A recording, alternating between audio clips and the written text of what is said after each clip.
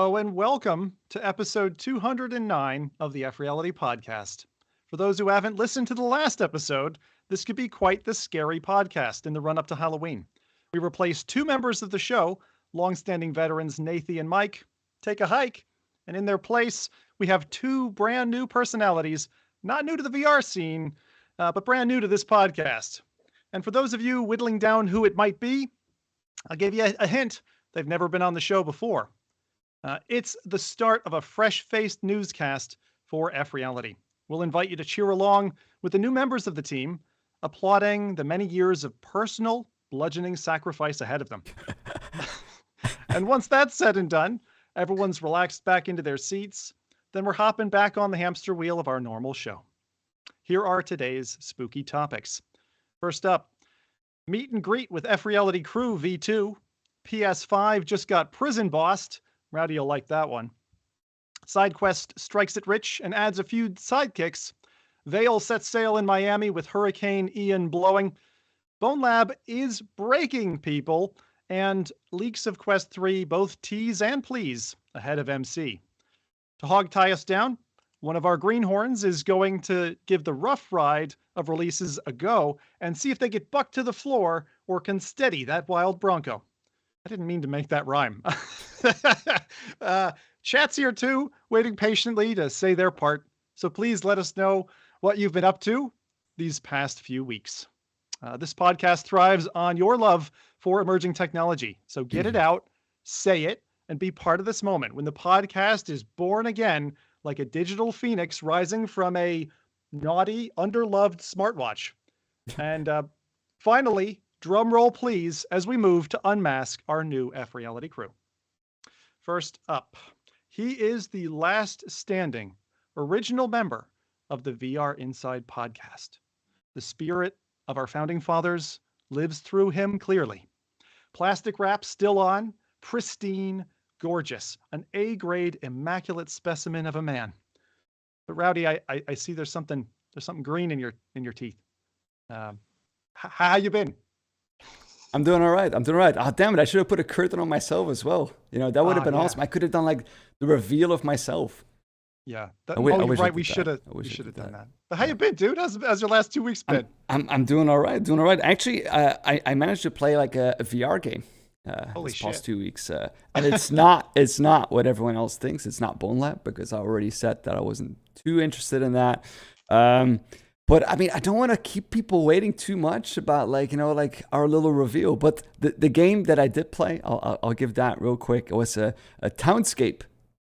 Oh, super! I've been waiting to play that one. It's cute, right? Yeah, it's very relaxing. I mean, it's not really like a game. It's more like a relaxing kind of experience. You just build like a little city on the water. And it's kind of nice. I mean, I don't know if I would recommend it to everyone. I definitely don't think it's for everyone. But if you just want to like chill in a chair and build something, and that's it, then it's kind of nice. I mean, it is relaxing. Yeah. I liked it. I liked it in a way. Yeah. I'm really glad when we get these games, like Puzzling Places or Cubism. They're really good for like when you're done with a busy workday, you come home and you're like, and you spend your 20, 30 minutes in VR and you're done. So the only question I'm glad you is, like that one. I liked it, but I don't know if I would pay like the money for it that actually, that the game cost. Like 20? It's like, no, it's less than that. I think it was like 12 Canadian dollars. I don't know the exact US price. So, so it's, I mean, you're cheap. Yeah, I'm cheap. I am cheap. Yeah, that's true. Thanks, Im. After such a nice intro, Nice. All right. Let's move on. Let's move on to our first curtain unveiling. Thank you, Rowdy. Thank you for getting me eager and hyped up for Townscaper. All right, first one, or second one. She has been all over the news and for all the wrong reasons, but we won't go into that. This last is a firecracker and a barrel full of monkeys all in one. When she's not green screening herself pre-flight, she's panhandling on Twitter looking for podcast jobs to just come her way. And well, here you are. I guess it worked. A very warm welcome to Adam Bombardi. Welcome to FReality. Hey, look at the nice reveal. What What a great I wasn't white- sure how long the curtain took, so I was like, how long do I hold it? Yeah, I need to remove the curtain as well. Just a second there. There we go. There we go. Super excited. welcome to the crew. And for people who don't know you, Adam, tell us who you are. Yeah, so my name's Adam Bombadi, or Adam for short. I have been across the interwebs, mostly doing, I have a split of different types of content. I do tutorials on YouTube to be able to help other people who want to get into VR content creation, learn how to be able to stream and record VR, because it can be difficult and disastrous. On TikTok, that's a little bit more unhinged, I want to say. I post a little bit more of the unique VR games that are out there in a slightly more humorous tone.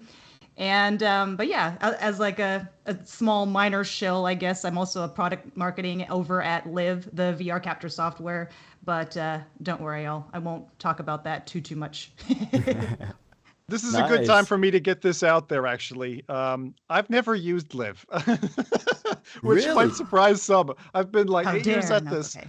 Yeah, I was like, I specifically didn't mention that in the interview, right? I ducked that one, but I've done like green screen suit, covered up with for Beat Saber, kind of a cyber suit job, mixed reality through Minecraft. But the stuff you can do with Live now is pretty incredible. Like I've seen a lot of creators now using the feature where you don't even need a green screen, and it's kind of mad. Yeah. So probably AI have to learn removal. something, from all of that. There's something for everyone. Yeah, pretty much. But very welcome to the show. Nice green background there. I'll let chat do whatever they want with that background. And oh God. with that, inviting the demons of the show, let's move on. Going last isn't easy, but this guy's used to tearing things down only to bring them back to life, fixed and fully operational. And that's what this podcast needs. It needs its very own maker of the $5 million man. He's an LBE specialist, a bootstrapped stealth starter, and a jet setter who just won't stay put. Please welcome the VR tech to the podcast. Jose, I heard you're here to reboot FReality. Let's go. What's up, Hey! you guys? Welcome to the show, man. Hey! We're not allowed to clap, but It's a we're party fine. now. Yeah, I know, right? Like I was actually listening to you hype up everybody. I was like, I'm about to cheer. I was like, oh wait, we're doing a podcast. It's like a different school of thought, guys. But yeah, man. What's up, you guys? My name is Jose Santiago. I'm also known as the VR tech.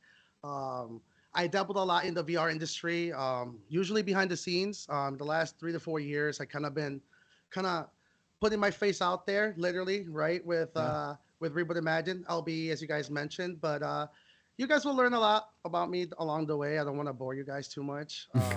Oh man, there was nothing boring about you, Jose.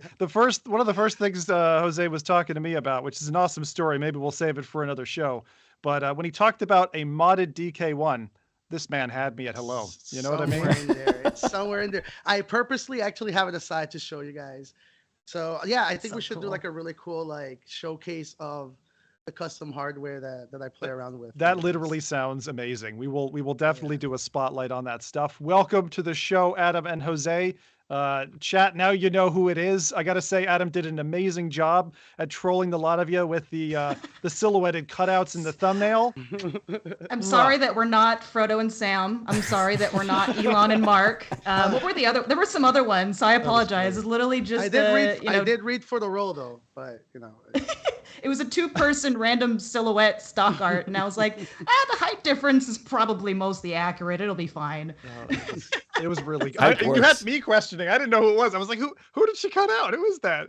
So, that's fun. That was fun. Well, there you go. Now the curtain's drawn back.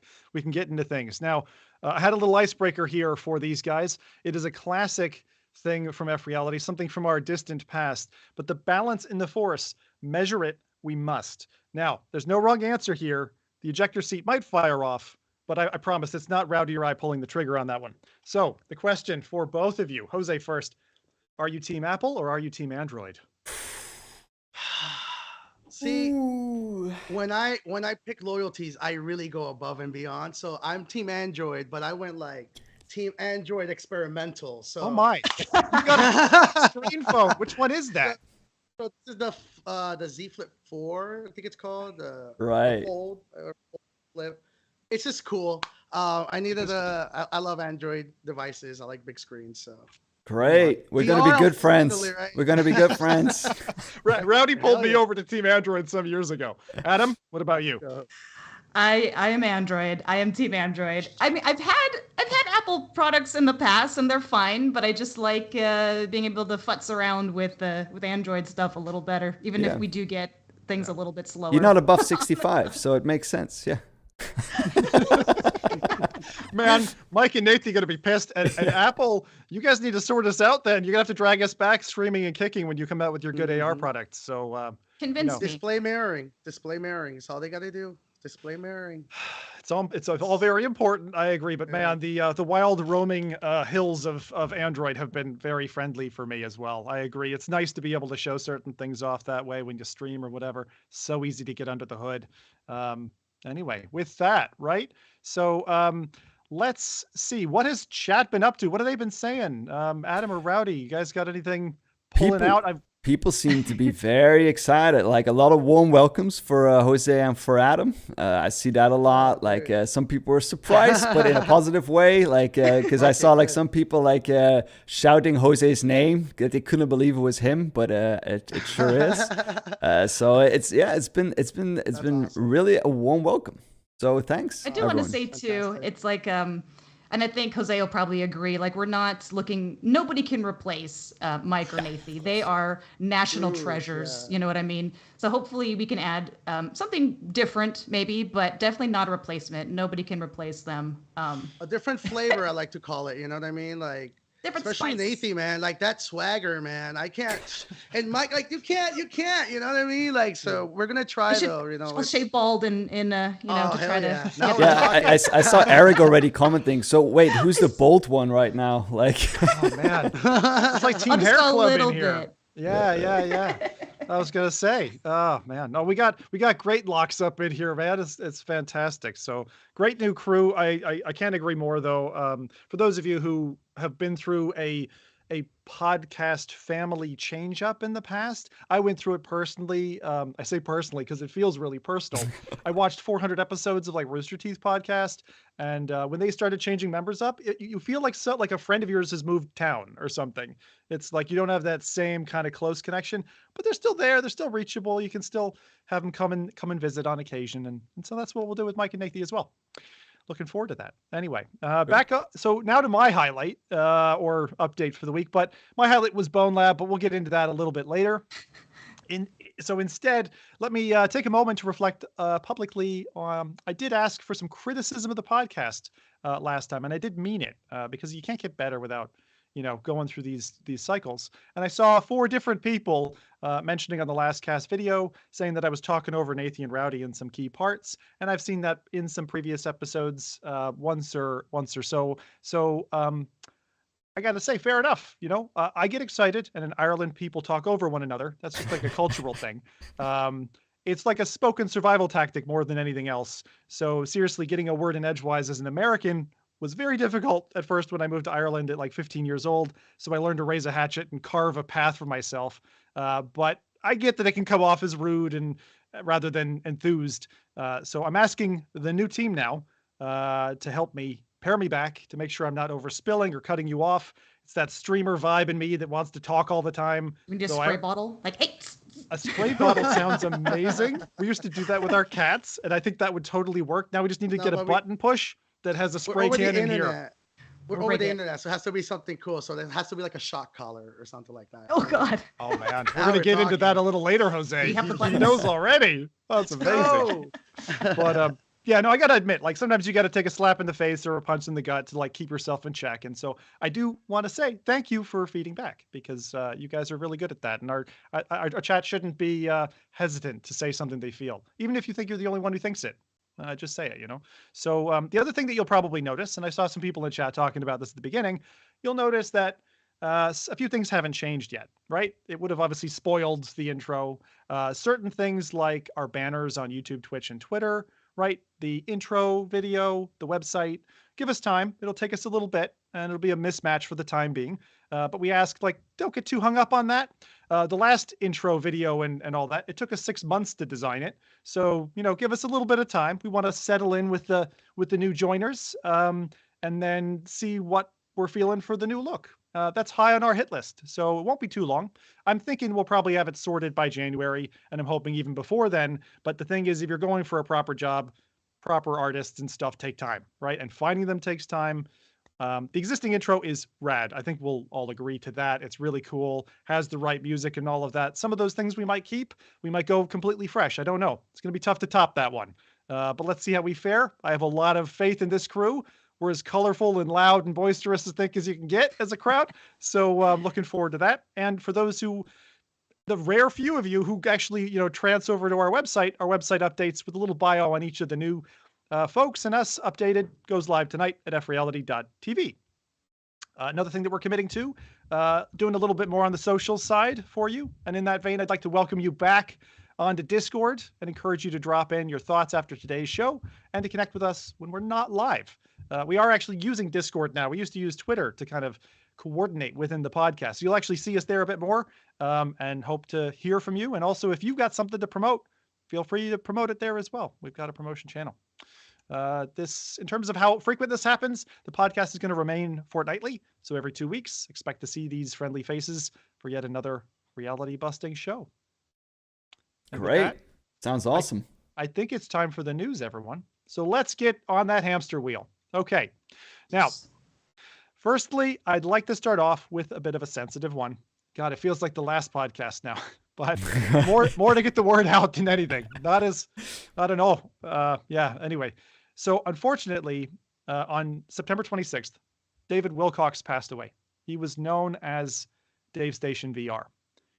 We learned about this over the past week that Dave, a well-loved YouTube creator and streamer who's no longer with us. That was tough news to take for a lot of people. And honestly, I didn't know the guy myself, having seen a wonderful cast and send-off memorial that the VR community arranged for Dave. It was absolutely heartwarming. I mean, I love seeing love in this community, and that was like the cherry on the cake. It was amazing. They did an excellent job in memorial. And following that, getting to see and sample Dave's like brimming, awesome spirit has somehow been healing, even though I don't qualify among Dave's closest mourners. Like, I didn't know him, but there's still this recorded piece of him to watch online. And I've never made friends with someone after they've passed on, but damn, like Dave has this special aura about him. So maybe I will. I mean, he has this warming voice, like VR's own Mr. Rogers.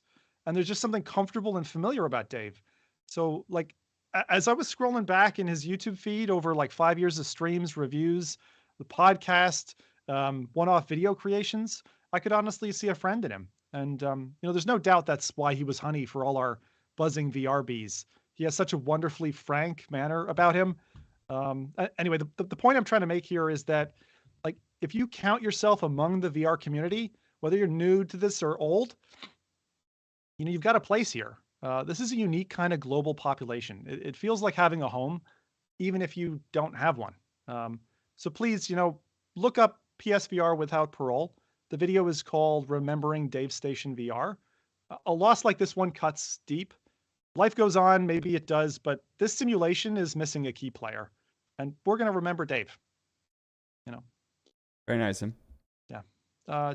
Did you guys happen to know him? I said I'm new to the North America scene. I didn't know him, personally, but did either of you guys bump into him? And I know you guys do conventions, jumps, and stuff like that, but Not personally. I did some light dealings when it came to live with just PSVR parole in general. But yeah, that doesn't roll off the tongue. I always have a hard time with it.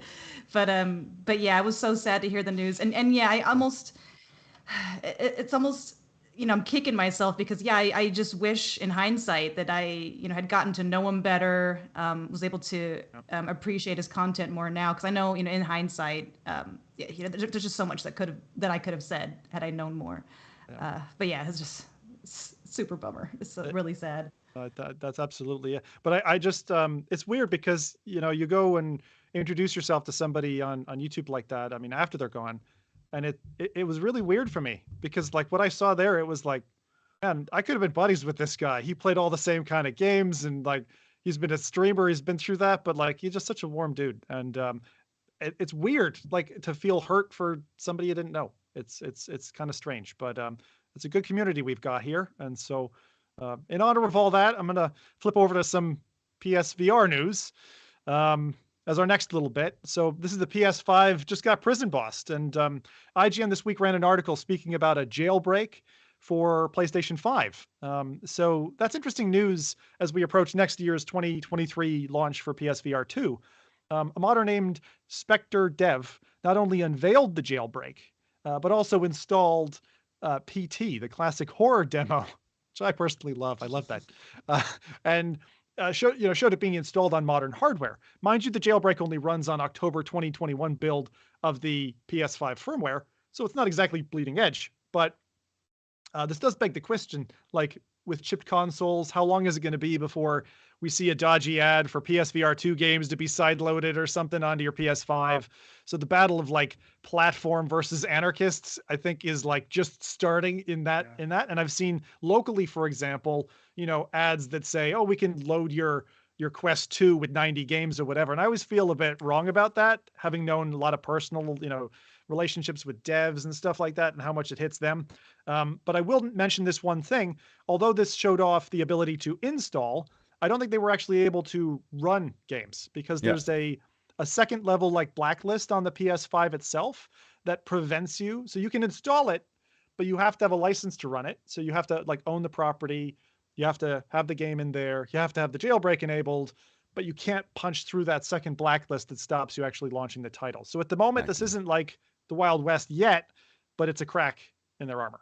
I think it's a big crack as well. I think like the next step will probably follow not soon after this, because like once they break this, then I mean maybe Jose can probably like comment on that better than I do, considering his experience with like these kind of devices. But yeah, I think that once this is done, like the next step is probably fairly plausible.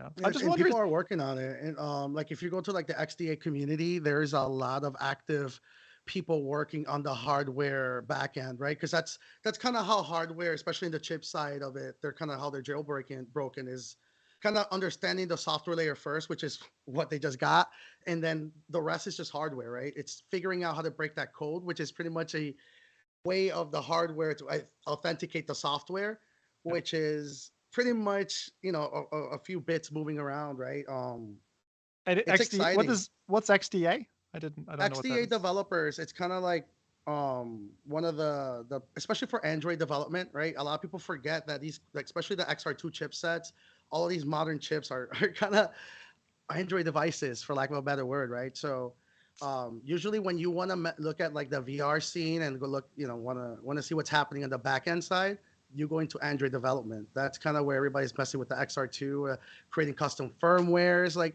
that's kind of where the next few years I'm kind of excited for. Like I don't know if you guys are Android users. If you guys remember CyanogenMod or any of those custom ROMs. So I'm an old school Android guy. So back in the day, like Android used to have these custom operating systems that people would make in order to kind of bypass the Google store and all that stuff. And CyanogenMod was kind of like the one that really blew off, and it was compatible with like almost every device, and it was a shared ecosystem that you can have the same OS on your HTC and on your Samsung, right? So that's coming for the XR2. When you think about it, like XR2 headsets are kind of floating everywhere. Eventually someone's going to say, hey guys, this is the open Oasis XR2 headsets are fully compatible. Oh, I can't wait for that. So that's because then you can make it your own, right? Like it's like I want my layer, my shell. Like give me my interface. It's coming. It's coming. It is. Can't wait. Absolutely coming. That's kind of why I stick around to like XDA, GBA temp, kind of like the. I'm saying too much because like a lot of people are gonna be like they're gonna figure out who I am in these forums. So let me stay quiet. But, Sony, if you're listening, I love you guys. So that's the way. No, excellent. I love it. We have the inside track here now. This is amazing. All right, good. Well, so that's that. I mean, I don't know. Maybe that's a good thing for the future. Maybe it's a bad thing. I think a little bit of anarchy in our lives is always good, right? To challenge the platforms. That's what VR is all about, right? You got to break layers in order to kind of That's what made Android, guys. Like I always say Mm-hmm. that's like right now, like all these headsets, once they blow open and everybody has the same exact ecosystem, the same exact environment, and you just connect into like an open. Oh man, I'm so hyped. That's when the coin turns over. Very good. Well, Mm-hmm. speaking of transformational, I don't know, companies, SideQuest recently had big news. So, for those of you who don't know SideQuest, it's an app that allows you, or has in the past allowed you, to side load games and additional builds onto, for example, a quest at the beginning. And it's been expanding and getting infusions of capital as it's been going along. You know, Palmer Luckey, several other venture capitalist firms have put money in, believing in the future of what is really like a modern day Oculus Share for those who were around in the DK1 and DK2 days, which was a website where you could go and download, indie games and content. So Google Ventures, what they call GV, has led a $12 million US dollar Series A investment in SideQuest, which is not a small amount of change. Now, Series A, for those who don't know, is funding that is not in the proof of concept stage. It's primarily focused on revenue growth and further hiring and development of the company's operations and marketing and so on and so forth. So essentially, it's let's go make some money with this, right? So it's a proven case. Let's go expand, which I'm lovely to see for Shane and Orla behind the team at SideQuest. We've had them on the podcast before. I will always fondly remember their dogs. Sorry, I'm going to smile at that one. And I think like seeing this is great, and it's funny because like at the exact same time they like U-turned and dropped even more news. So obviously they got the money and then they're just spending it straight away because Apple, which was like a competitor to SideQuest and SideQuest's own, I'll call it app browser on the web, SideQuest is, from what I can tell, acquiring AppLabDB, and they're going to nurture that site and keep it as it is. Developer Rob Chinnery originally launched that in February 2021. And again, from another favorite of ours, Tony at scaredghost.com, or Scarred Ghost, I still don't know how to pronounce that properly, in 2021 did an interview with the original developer behind AppLabDB and answered a very important question. What's different about AppLabDB versus SideQuest, for those of you who maybe don't tinker with this stuff? So AppLabDB is considerably simpler, and this is a response coming directly from the developer himself. AppLabDB is considerably simpler than SideQuest and in many ways serves a different purpose. AppLabDB simply provides users with a basic list of apps that they can sort, browse, and search, whereas SideQuest includes a number of advanced community features as well as some editorial. I think SideQuest has done an incredible job of promoting indie content on the Quest, as well as building a community around that content. But AppLabDB is more narrowly focused on just maintaining an easily accessible database of content sorted by quantitative metrics. And they're not alone in this. There are other websites as well, many of them, that do this kind of feature. So I'm interested in maybe what SideQuest is probably doing. I would imagine, is they're consolidating, right? They're looking to get as many of these feeds together. With Google backing them, they're really going after not just one platform. They want to be the platform, right? And so across all your XR devices, whether it's Pico, whether it's Quest, I don't know if it could extend in some imaginable future, now that Jose's painting this for me, that maybe that would be PSVR 2 one day, and you could just take some developer's executable, run it on that headset. That sounds awesome. Android existed before Google, and Google was the ones who took it to where it is. So XR2 chipset, SideQuest native environment.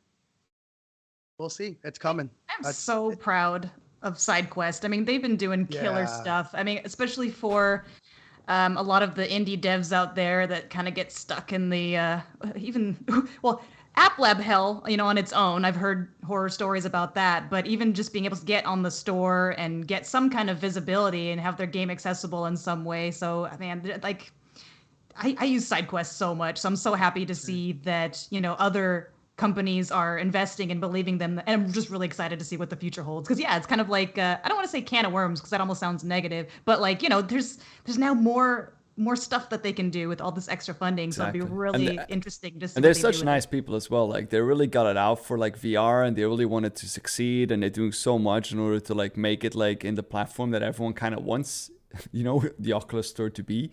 So them getting that funding is like so well deserved, and like it makes me more excited about VR than probably Meta has done in quite a while.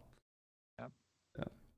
Good job, SideQuest. Right? Yeah. Looking forward to what you're bringing next, right? And with that, and again, I know we've shown some new faces here on the podcast today. I wanted to also mention that their Sidekick program, which is their verified reviewer program, added 5 names, and we know these names, so I thought I'd call them out, give them a little bit of a push. So we got VR with Jasmine, Kaz and Cherry, Steve Knows, That VR Girl, and Tatiana from Disco VR. So congratulations to all of you. Because I was like, you're on the team. How did you just barely get to be sidekick when you're like the community manager? But I don't know. I thought that was so funny. It's like, oh, congratulations. What a surprise. That's a very good point. I think that's a very good point. Oh, that's so awesome. I really love the side, what do you call sidekicks? I love that. It's sidekick, yeah, team. Yeah, I like it how they play with that name as well. Like, you know, side quest, sidekick. Like it works very well. Yeah. What now? Chat will know this, but I can't remember. What did SideQuest used to be called initially? It had a name before it became SideQuest. That's a question for the ages. Chat's gonna get it. Whoever gets it first in chat, you win a prize. All right. Pride. Let's move on. This is gonna be a long show if I don't keep going. Right. So 3 headset teases for you that we've gotten in the last 2 weeks. Okay, Magic Leap, Varjo, and HTC. First off, Magic Leap 2. This one snuck in. I don't know what the deal is. Maybe they got sick of jumping whales and people getting disappointed with little flutes or something. But there is a headset now available. You can go buy one, or at least order one, for $3,300 US. So not cheap. But it looks awesome. It's really shrunk down the form factor. It's compact, nearing a more what I'll call dinner party friendly design. Like, it's starting to look pretty cool. It's smaller by 50%, lighter by 20% than the original. It sports an AMD Zen 2 processor, 12.6 megapixel camera, and a couple more for the tracking.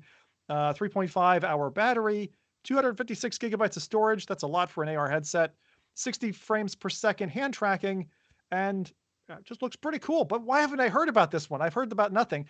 There's an enterprise model as well and a sandwich middle layer one, but that's going to set you back $5,000. So these things are not cheap, and they're not for playing Gorilla Tag, right? So I don't know.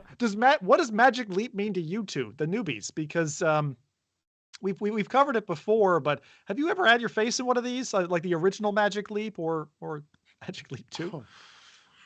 I mean, at least for me. Yeah. Oh, go ahead. No, it's like for me personally. Awkward. Here comes the politeness. Oh no. I'll go first. I haven't personally, but I think it's one of those things where it's like, who are they trying to cater to? Like, what's their market? And I think that's also kind of a tough point, because $3,000, that's not casual. I mean, well, for me anyway, it's not like just casual spending money. That's kind of like, you know, hardcore. You gotta be really hardcore enthusiast past even index level. It's like when you're like a couple of months on the podcast, and it will be like cheap, you know, like exactly. We'll just sort that whatever. Yeah, we all come in with like gold chains. Yeah, sounds good, man. That's pretty dope. I actually got to see the Magic Leap in 2014 before they even announced what they had. Good, I actually interviewed for a systems engineer, and I was able to see like the original elephant demo that they had before they even had a headset made. I didn't get the job, unfortunately, but it was really dope. I couldn't talk about it at all, like during the entire time until like I saw the headset. I was like, oh, that's what it was. But yeah. I'm still waiting for the whale. 2014. Yeah. Jeez. Yeah, dude. It was a while back. Their headquarters is in Florida too, right? Yep. It's Sunrise. It was about 35 minutes away from where I live. So it was really cool. Like the guys there were like telling me about all this stuff, and I'm like, what? You guys don't got like augmented reality working? And I mean, they did, you know, at some point at that time, but it was super cool. And like where they're at now is just insane, because they've gone through ups and downs. Like, it's a Florida company, right? Like Florida companies unfortunately kind of go through. Hopefully mine is different, but like Florida companies always go through this weird phase. But it's super cool where they're at now, and a $3,000 headset is kind of dope, knowing where they, you know, especially personally for me, we're seeing their office a few years ago and seeing all that. Just, man, it's super cool. Sony. And let's take a moment for you to plug your stuff because people are still new to you here. RebootImagine.com, is that your Yeah, website? Reboot Imagine. That's my company. I focus on LBE stuff, right? Because that's kind of like what I do, right? Because everybody right now is kind of focused on creating, like Magic League, for example, like Meta and all these cool people, and like I just like to have fun, man. Like, yo, let's build a 4-player arena, man. Let's build an arcade. So that's kind of what I do. That sounds awesome. Yeah. So for those who don't know it, because I know for years in the past it used to confuse me, LBE, location-based experience. So imagine those people who, in years past had backpack PCs were wandering around, right? Oh, I remember dude, hell Rowdy yeah. and I in the Vertigo offices playing a game where you were very big, Rowdy, and I think I was very, very small, and we were playing some puzzle room escape game or something. But, they're really special. It's been awesome. And they're also like their own thing. So Mhm. I can't wait to mine you for more information on this topic I'm because excited. we've missed it. We like I don't get to Yeah. play that, right? We've been locked up for a couple of years. Like I need to know. Dude, it's Need to know. it's crazy. I was actually talking to Mike, right? So Mike. yes, Mike, right? So I was actually talking to him at the VAIL event, and we were talking about LBE and kind of like blowing his mind, and you end up realizing it's like, oh man, like the LBE side of VR is completely ignored and flying under the radar. But Absolutely. upcoming the podcast is a really cool event happening in November where like it's high-end VR. We're talking about, remember, like all the companies that go to this commercial side of VR, that's where they go. So I'm gonna bring you guys so much cool news and content. So yeah, you guys will learn a lot about LB with me. Oh man, that sounds awesome. I can't wait to hear more about that event. Couple of other things here. So the other news that we got was the Varjo Aero for $2,000. So, we're slowly going down the food chain here. Varjo Aero right now available at GameStop. I don't know what that's about. That's a bit of a surprise, right? $2,000 headset at GameStop. It's because their stock Shut up. market value went so much up. Like, it's Yeah. now easier to afford it. Like, Real quick, shout out to Nox Labs. Those are my homies. Those are the guys behind making it all happen. So you were wondering how it happened. That's the people to talk to. So really right. dope, man. It's super cool. Like what's happening with VR, right? Like that's what's happening right now. Everybody's kind of figuring out. It's like, yo, there's interest. Let's get these people. Let's get the supply chain fired up. So it's really cool that everybody's getting those momentum. There's money in VR, guys. But that's the thing. That's the thing, right? People are finally seeing it. Investors are actually saying, how can I get my piece? And that's like what GV's just done. This is interesting because for those who aren't that close to the Varjo Aero, it's like their consumer or prosumer facing headset. There was a particularly good review done by Kaz and Cherry of this headset, I thought. And potential use cases for you would be, if you're into Microsoft Flight Simulator and you're a simmer, like hardcore simmer, and in the 80s you had panels on the walls and stuff, this would probably be the headset you'd be using. If you're an architect using Gravity Sketch or something, again, probably for you. It's got a 3-point adjustable head strap, auto IPD adjustment. I do note, as an audiophile, it's got a fan in there that's audible in the headset, but not if you wear, over your headphones. But the clarity and the brightness, like the nits from this headset, are top notch, better than the G2, right? You can get the G2 for what? Is it 400 now? 600? 400. I can't remember. It was 400 on sale anyway. And this thing's 2,000, right? But that's what you're paying for. You're paying money for the visuals. So if you're an enthusiast, a prosumer, and you've got that kind of cash, it's going to be coming to a corner shop near you. Very cool announcement for VR. Beyond that, we got a little bit of a tease from our friends at HTC. It looks like it might be like the Flow 2. If you didn't catch it last year, the Flow came out, a kind of convenience device, a consumer movie watching health app headset that looked like kind of fat sunglasses that you could take on a plane and watch things with you. Those launched for $500, and HTC, and some interesting responses that they've had on Twitter, seem to claim that this is inexpensive. So we'll see what it is. At the moment, we didn't get much more than a flash of an image. And I thought someone mentioned that they did confirm it was going to be a headset. I think it's a headset. That's right. But it almost, it is hard to tell just based off a shiny corner, but it almost looks like it could be glasses because they are making sure that thinner is better, or whatever their whole slogan was for that. Something like that. So that's so weird. That picture does not say anything though. Like it's just like, what is it even? Like, it's like a corner or something, but it could be a controller, it could be a headset. I mean, it could be a phone, like, for all I know. Like, Did you guys like the flow? I didn't try it. I've seen it, but I didn't get to try it. I saw it in person when Mike was trying it for the first time. I was sitting across the table. Awesome. It was funny. That's I was so like, cool. but I didn't bother the guy. Yeah. I'm just hoping to have a controller. If they're doing a second one, don't try to use the mobile device as a controller. It's not that clever. It's annoying. Yeah, so the Samsung Gear VR, please. Yeah. that is such a good call out, Jose, because the Samsung Gear VR times of where you're in multiplayer like poker lobbies and people are clonking against the side of the headset to press buttons. It's annoying. Yeah. Yeah, I don't know. There's not a perfect solution to that yet. Like if it's got hand tracking, that would probably be the best, right, where we want to get to, because having a separate device. Like I remember when the Oculus Go launched, and I don't know why they didn't ship it with a lens protector where you could snap the controller in. Some people 3D printed that later, but that's like so that you could carry it like a little purse or something, right, and just throw it in your luggage or something. Anyway, so that's HTC's offering. All right, this is the last of the quick news bites. This one excites me the most. Samsung is bringing eSkin, which is bringing pain and the hotness. Okay, so as featured in this month's article for All Things Haptics newsletter, we got an awesome mention of Samsung's eSkin. Now, it's a new technology that aims to simulate various senses similar to human skin, from pain to temperature to pressure changes. Okay, so applications are from monitoring patients for bed sores if they're sitting in a hospital bed for too long, boring, or giving Zim his long-desired pain and pleasure Rosanna band experience that he's yearned for years. This tech is a few years off for sure, right? It's probably 5, maybe 10 years, but all I've got to do is survive the coming nuclear holocaust, and bam, we're in the money.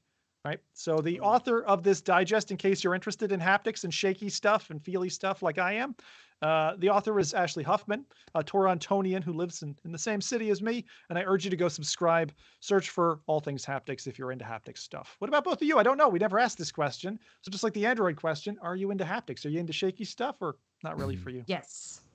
And actually, at CES in particular this year, there was a ton of haptics, like so many gloves and like just backpacks, like the full systems. It was really cool. There was one in particular that this reminds me of that actually did do temperature because it was just one. They were also gloves, but it was like ceramic. There were like ceramic plates that were inside of the glove. Nice. So they would have you touch like a candle flame and you could actually feel the hot. And I think in the scene that they had you in, maybe it was an ice cube, something cold, so that you would know, and you were touching that, and then it would change to cold, and it was startling. It was really, it was something else. It's really hard to describe, but yeah, because you're touching something virtually hot, and it's actually like, like your body's natural reaction is I shouldn't touch this, but then I'm like, no, I want to try it because technology. Exactly. I like you said that. I actually was about to. I love haptics, but I feel that haptics actually disconnect me from immersion. Right, like the moment that I feel like I touch something hot, that's what happens to me. It's like, oh, my brain is telling me this is not real. So then I get just finicky, and I start breaking the immersion. Like I start touching the heat. Right, that's the problem with like haptic demos. Right, like they have you do all these weird things that you normally won't be doing. Like, why would I want a cloud raining on my hand? Right, like that's not haptics for me. Right, like I feel like for me, I want to see like a demo where they don't even tell you you're in haptics, and then just have you play a game and then like experience haptics. I've never experienced a demo like that. I'm kind of waiting for that. If they really want to make this popular, they just need to like, send this to streamers and then have like, chat, like interact with the suit itself, so that you can like literally torture the streamer that you're looking at. Dude, yeah, that's going to be. Have you guys heard of Genghis VR? Yes. So at Genghis VR, Genghis is amazing. Like just huge TikToker. But what Genghis is doing is that Genghis is wearing a haptic suit and allowing the chat to like interact with the haptic suit. So they're drawing letters on the haptic, or every time that they spam F, dude, it's so gnarly. Like I love that interaction. What platform is that? So TikTok you said, but any of the others? YouTube as well. YouTube, it's Genghis VR. Twitter. I follow Genghis on TikTok. That's kind of like where all the cool VR That's where all the cool stuff is happening. Let's be honest. Yeah, dude. I don't want to say like that because I know so many badass YouTubers that it just.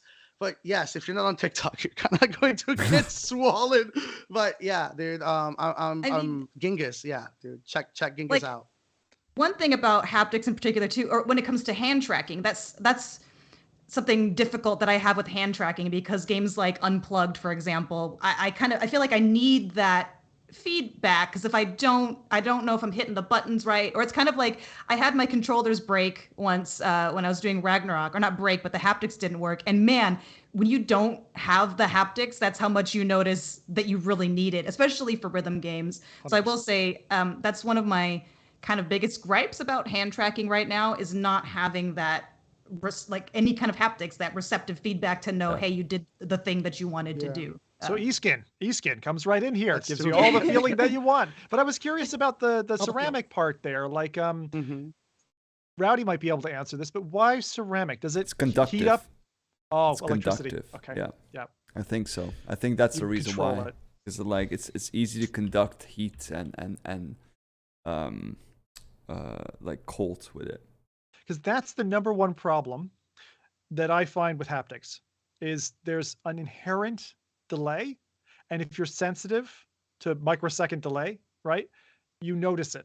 Like I've always noticed it with a sub pack or something else. It's not that the beat is not arriving at the time that it should. It's arriving 200 milliseconds too late or 300, and I know the same thing would be true for temperature, right? When I touch it, I should feel it as I'm touching it, not even that micro bit afterwards. So I'm really curious at how this tech evolves.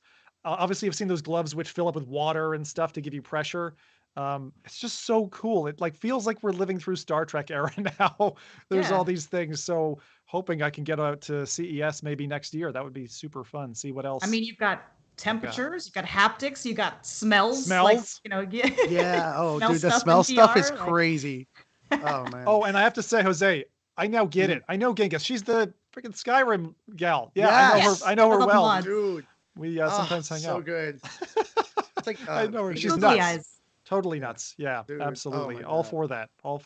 Top creator in my world. And since we're speaking about like conventions and shows like that, let's move to VAIL Miami, our first kind of major topic. Big deal. You were both there in person, which is fantastic. So I'll give a little bit of an intro to it, and then I'm going to let these two take it away. So VAIL VR, so some of you might not know what that is, seeing as it's not out yet, is an online multiplayer 5 versus 5 shooter focused on tactical gunplay and combat. It's a team-based action game akin to Counter-Strike or other well-known FPS games that have gone to the tournament scene. And 4 teams competed live on stage at Super Blue Miami in Florida on October 1st. The winning team was Vortex, took home 20 grand USD as the main prize, which is pretty neat. And the things that maybe stood out to me in terms of the onstage performance, I saw modified index panels that were going from lit up to off. And I hope Rowdy can get to show this one, from lit up to off when a player died. It was so neat to have that interaction. Fantastic. They knocked it out the park, man. It was... That's one of the top things they did is they're paying attention. Like I gotta, as somebody in the LBE space, bro, I'm glad you mentioned that because I was hoping that How did that work? Is that a modified frunk that like installs in the electronics, I suppose, or just behind the panel? Is that? Yeah. The index has a USB port right there that you can actually interface with. So they actually went above and beyond and really interfaced with it, right? So that's my take on it. They're probably using it just to power the device and maybe using like wireless commands remotely. I would love to talk to Chris and the people that behind the IVRL league because and AX Labs, honestly, the production, as a fan, right? Because I kind of pay attention to that side of it all, right? That's kind of what I do for a living is production and LBE, and genuinely the interactions, the performances, Thrill Seeker. Oh man, Thrill Seeker, my guy, really knocked it out the park. Honestly, he did this really amazing O2 VR halftime show. Like honestly, the first thing I told the homie was like, dude, you made me cry. Are you taking this on tour? Right? Because I think he said something about posting it on YouTube. To be quite honest, I hope he doesn't do that to you guys. I don't think that you guys should experience that like on video. It's that powerful. Different, right? Dude, it made me cry. Like we forget like VR's been around for a while.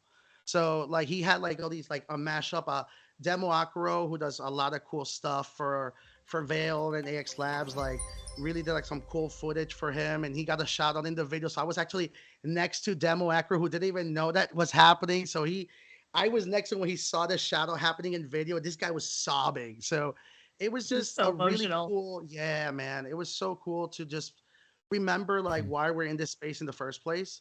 And yeah, man, like to be quite honest, it kind of like lit a fire on my ass. Like when it comes to just virtual reality and esports, like I don't know if you guys saw, but Team Infinite, I kind of talked to Julian Slater, Tech Minju on Twitter and on socials, and I was like, hey, dude, like how do we build an esports team? So I'm kind of hyped up. So next year they're hopefully they're coming back, they said. So maybe next year I'm like hyping it up in the podcast. I'm like, hey, we're going next year to get some money. So you know, it's super cool that that esports is in the VR space is coming, man.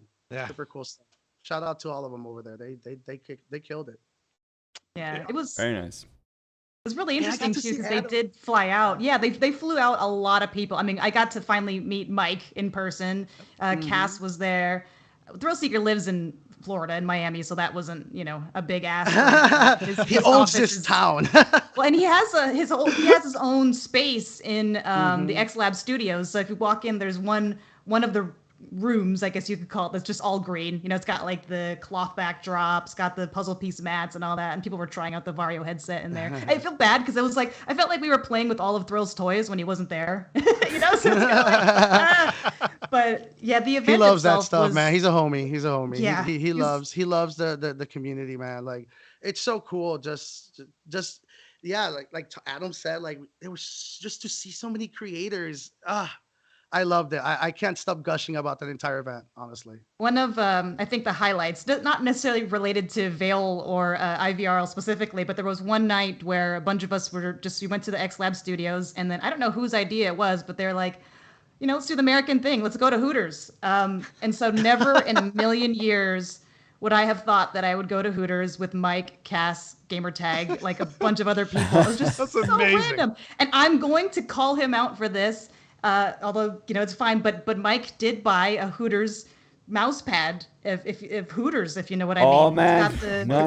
Okay, we're gonna have a chat about that. Yeah. That's not what we agreed, because he said that he would get me one too. No. I was wondering if these words ours. But yeah, it was so funny. I don't know. It was such an interesting time. Like, that's such a.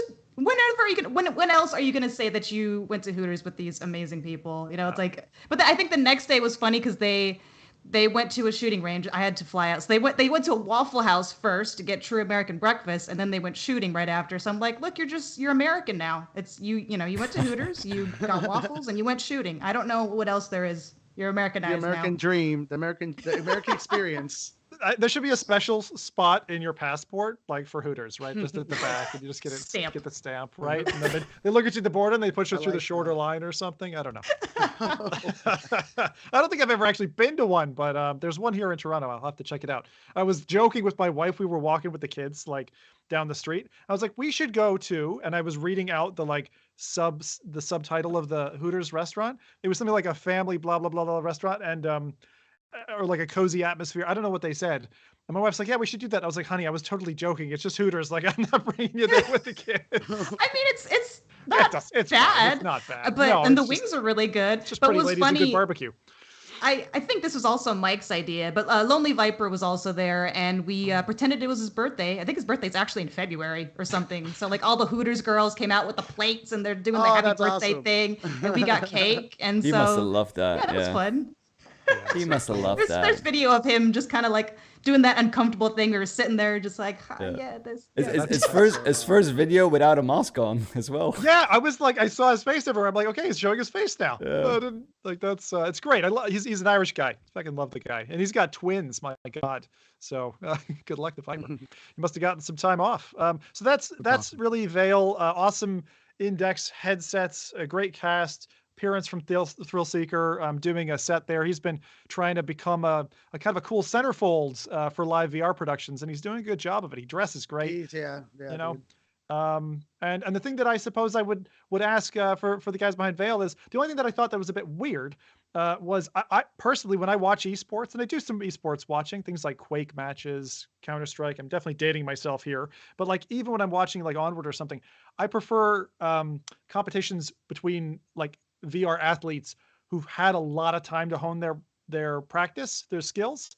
And I think they've only had access for months, not years at this stage. So I kind of would have preferred if this event was maybe 6 months later, just to allow the natural killers to kind of come out of the population who's like really awesome at the game, and then see those people compete, which is going to happen, I suppose, next year. Right. Dude, that's what we'll get to see. I'm glad you said that, but definitely like after this, look up Natix, Natix.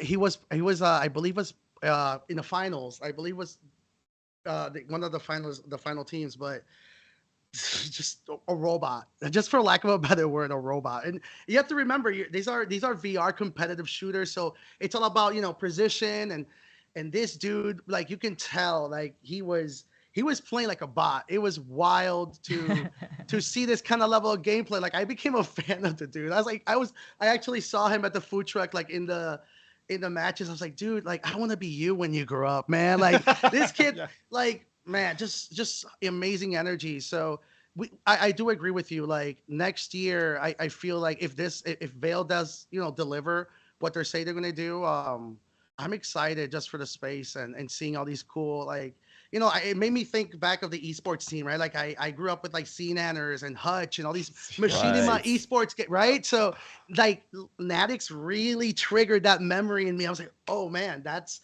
like that. I want to see him stream, so I'm excited for that space. Yeah, and yeah. Also, like, I'm really excited to see how then this is going to affect other, you know, VR esports companies, because there's also VAL as well, Virtual Athletics League, and they're having a whole. It's hard to tell if it's more of like an esports combo with a convention sort of thing, because they're having like Among Us VR, Shell Games, Population One. Shout out. And there were a couple of other, you know, pretty big games there, and they're also doing a similar thing. Well, they have their own sort of like content creator team with, you know, Mike, Cass, Outerworldly, the gang. They're all flying out there. So I'm very curious to see what they're doing and you know, how this will kind of compare it, because it seems like they are going to have maybe more vendors and developers there, so it might be more convention-y than esportsy. But either way, I'm still, you know, 100% behind it. I think that we just need more of this to exist. And where and when is this going down? Is that Nevada or somewhere? I think it's Salt Lake City, Utah, and it is I believe the first weekend in November. But for show notes, I can get the exact dates and all that. But it's, if you follow Virtual Athletics League on Twitter, I think they have it as their pin for you to get tickets. Sweet. Yeah, I'm just glad to see this resurgence, because we knew it was a bit early. I remember walking around with Rowdy and the other guys, you know, seeing what Oculus was really pushing hard, you know, back in like 2018. They really pushed hard. They put a lot of money into it, but you could tell it was kind of a bag full of air. In other words, like, without the money, we aren't going to have a stage. We aren't going to have this. And so now that it's coming back in a more organic fashion, still it's VCs looking for their piece of the pie, but interest is there. It has potential to self-sustain now. That's correct. That's the cool thing. Yeah. So that's exciting. All right, let's move on. Next one, second big topic. Bonelab is breaking people. So it's out. It's confusing some. We definitely see that out there on the internet. Some are like, "Where's the game?" And heck, it even had me wanting to puke, and at one point bleeding. I put my finger into the ceiling, and this has been one of the most annoying little cuts that I've had. I've had it for a week, and it keeps catching on everything. So I think I'll give you my thoughts, and then we'll open up to the team for who else has sampled it, because I know some of you have had a go. It's better than Boneworks in my opinion. It's shorter. It's more concise. It definitely dreams bigger than the first one, and I like that. It doesn't explain itself, and you're rewarded for snooping around. There are some stupid things, and I'm not going to give away, you know, for people who haven't had a chance to spend the money, buy the game, whatever. I'm not going to give any spoilers here. But there are certain spots where I felt really not very smart. And like, it's like, I've got a dice in my hand. Why can't I progress with the game? Or, I've got this little circle in my hands. What the heck do I do with this? There's just certain things it doesn't explain. And so it kind of pushes you almost into that wiki culture of go check it out on the internet. But I have to say that when you get to the fun, like sandbox stuff, which generally I don't like. I like a story that's either crafted or a world I can go through, not like an empty canvas. I generally don't enjoy that stuff. But man, the game goes completely bananas and it can hold its own without crashing your system. At one point, I was a little mouse and I was using a replicator gun to create what looks like giant cheese wheels under me. And I was making hundreds of these things and flying, using it as a propulsion system. It was so much fun. And that wasn't scripted. They didn't design it. They didn't just tell me, go play this, Zim. I just got to play with it, and I enjoyed it. I could totally see why some people loathed the game, like maybe Rowdy, but for me, I definitely gave it a buy because it's groundbreaking. Not necessarily brand new ground because they've done Boneworks, but I feel like they've taken that universe, they pushed some boundaries, and they shored up some of the foundation elements, like the physics feel tighter. And I can't even begin to think what debugging a game like this is like. I mean, bloody hell, it's a bloody standalone bug laboratory, basically. I got stuck in a cab toward the end of the game where I couldn't get my character out because I accidentally switched bodies. It's nuts, but hats off to Stress Level Zero for what they've managed to create. And it's got, in 10 days, 7,000 ratings on the Quest store, 7,000 ratings, and currently sitting at 4.8 stars. So there's a lot of people who are enjoying it. But yeah, I believe Adam's got a nice little story to tell us at this point. Yes. So because I had been in Miami and then I went to, Twitch, I kind of been away from my house the most part during all the initial Bonelab hypes. But this morning I was like, okay, I've got time. Let's try it.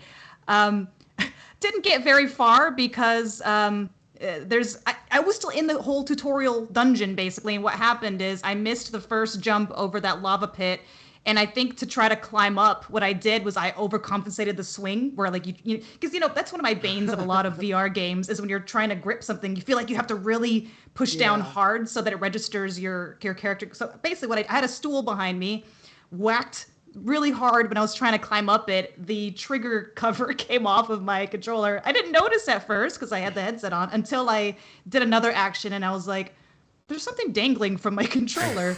It's probably not. And so I was almost scared to take off the headset because I kind of was like, ignorance is bliss. Maybe it's just, maybe it's fine. But I think I super glued it, at least the bottom part, because I can still shelve it into place. It's just, it doesn't stay there. Like if I were to swing it real hard, it'd probably come out again. It was dangling by that little, the valve thread basically. So we'll see. I was like, I didn't get very far because I broke my controller in the tutorial. Hopefully, maybe not permanently. It doesn't seem too bad. You're almost as destructive as Nathy. Yeah. Well, normally my fingers take the brunt of the damage, but I guess it must have hit just right where it's went around my fingers somehow. Because I would have rather taken physical injury because that I could probably deal with cheaper. But yeah. As index controllers aren't cheap. What does one of those cost now? 200 something, I think. Oh, or, 200, yeah. So I was like, if I can self-fix it, I'm gonna try that. So yeah, I got the super glue going. It's curing. If I try it after this and see, because I don't know. I just had them RMA'd, and these are the RMA'd. They just came back not long ago. Yeah, so these were the new ones, and I was like, what is this happening to me? That sucks. I think we're getting into the equivalent of like having, the old jeans that you take out to paint your house with, but you have that with controllers. Like, don't go into Bonelab with your shiny new controllers because you're going to hurt something. I honestly thought maybe Nathy staged his little, his little whack of the PlayStation, because I wouldn't put it past him. He does those kinds of tricks on occasion. But then I hit my ceiling and I'm like, I'm super careful. Like I almost never hit anything. Okay, once I tennis smashed a light bulb in my room and glass went everywhere. Those were early days of VR, and that was live on stream. That was not fun because I was in socks, not shoes, and there was glass everywhere. And you're like, what do I do? I did the same, but I had one of those light lusters, like a small chandelier kind of thing that's hanging, and Destroyed it. I was recording with Nathy, and Nathy was like, what was that sound? Like, it's like, it's fine. It's my What is that sound? my light construction that just came down. Jeez. I was on a game once where someone broke their hand in the middle of combat. We were playing some game. Guy wrapped his hand off of a thing and broke his finger. I was like, Jesus. He was like, I gotta go. He was off not playing games for like 6 weeks or something. I can't remember who that was. Oh my but God. yeah, freaking out. be careful. Was he freaking out like on the call for doing that? It's like, hey guys, I gotta go. I just broke my finger. Or Very casual, like. Yeah, that's the thing. Not like, again. not again. You weren't speaking, Darn but it. like I would have expected more capitals, you know? Like if it's me, I'm a that's what sissy. I'm Like saying. when it comes to this kind of stuff, I don't generally hurt myself. So when it happens, Yeah, let me tell that, like when Zim, because I was watching a live stream, like Zim like scraped him, and he went downstairs, and his microphone was still on when he was downstairs. And he was like, "Do you have a plaster?" And like, you know, she got like a little plaster out, like a little plaster around the finger. Oh, the dude. kid one. I know it didn't have dinosaurs because it was like a what is dinosaur up plaster with that had like people- flowers or something, right? What is up with people in the VR space that they're like inhuman? Like we should be the opposite. We should like be like very fragile. Yeah. Like I was like, dude, like I was like reading like 2 days ago. I think it was like funny enough. Like I think it was Techman Jew and Six Live. Like they were talking to each other, and the dude just posted like randomly, like, I'm gonna have the biggest shoulders in the VR industry. I'm like, bro, like it's not needed. Like let's break it down. Like, man.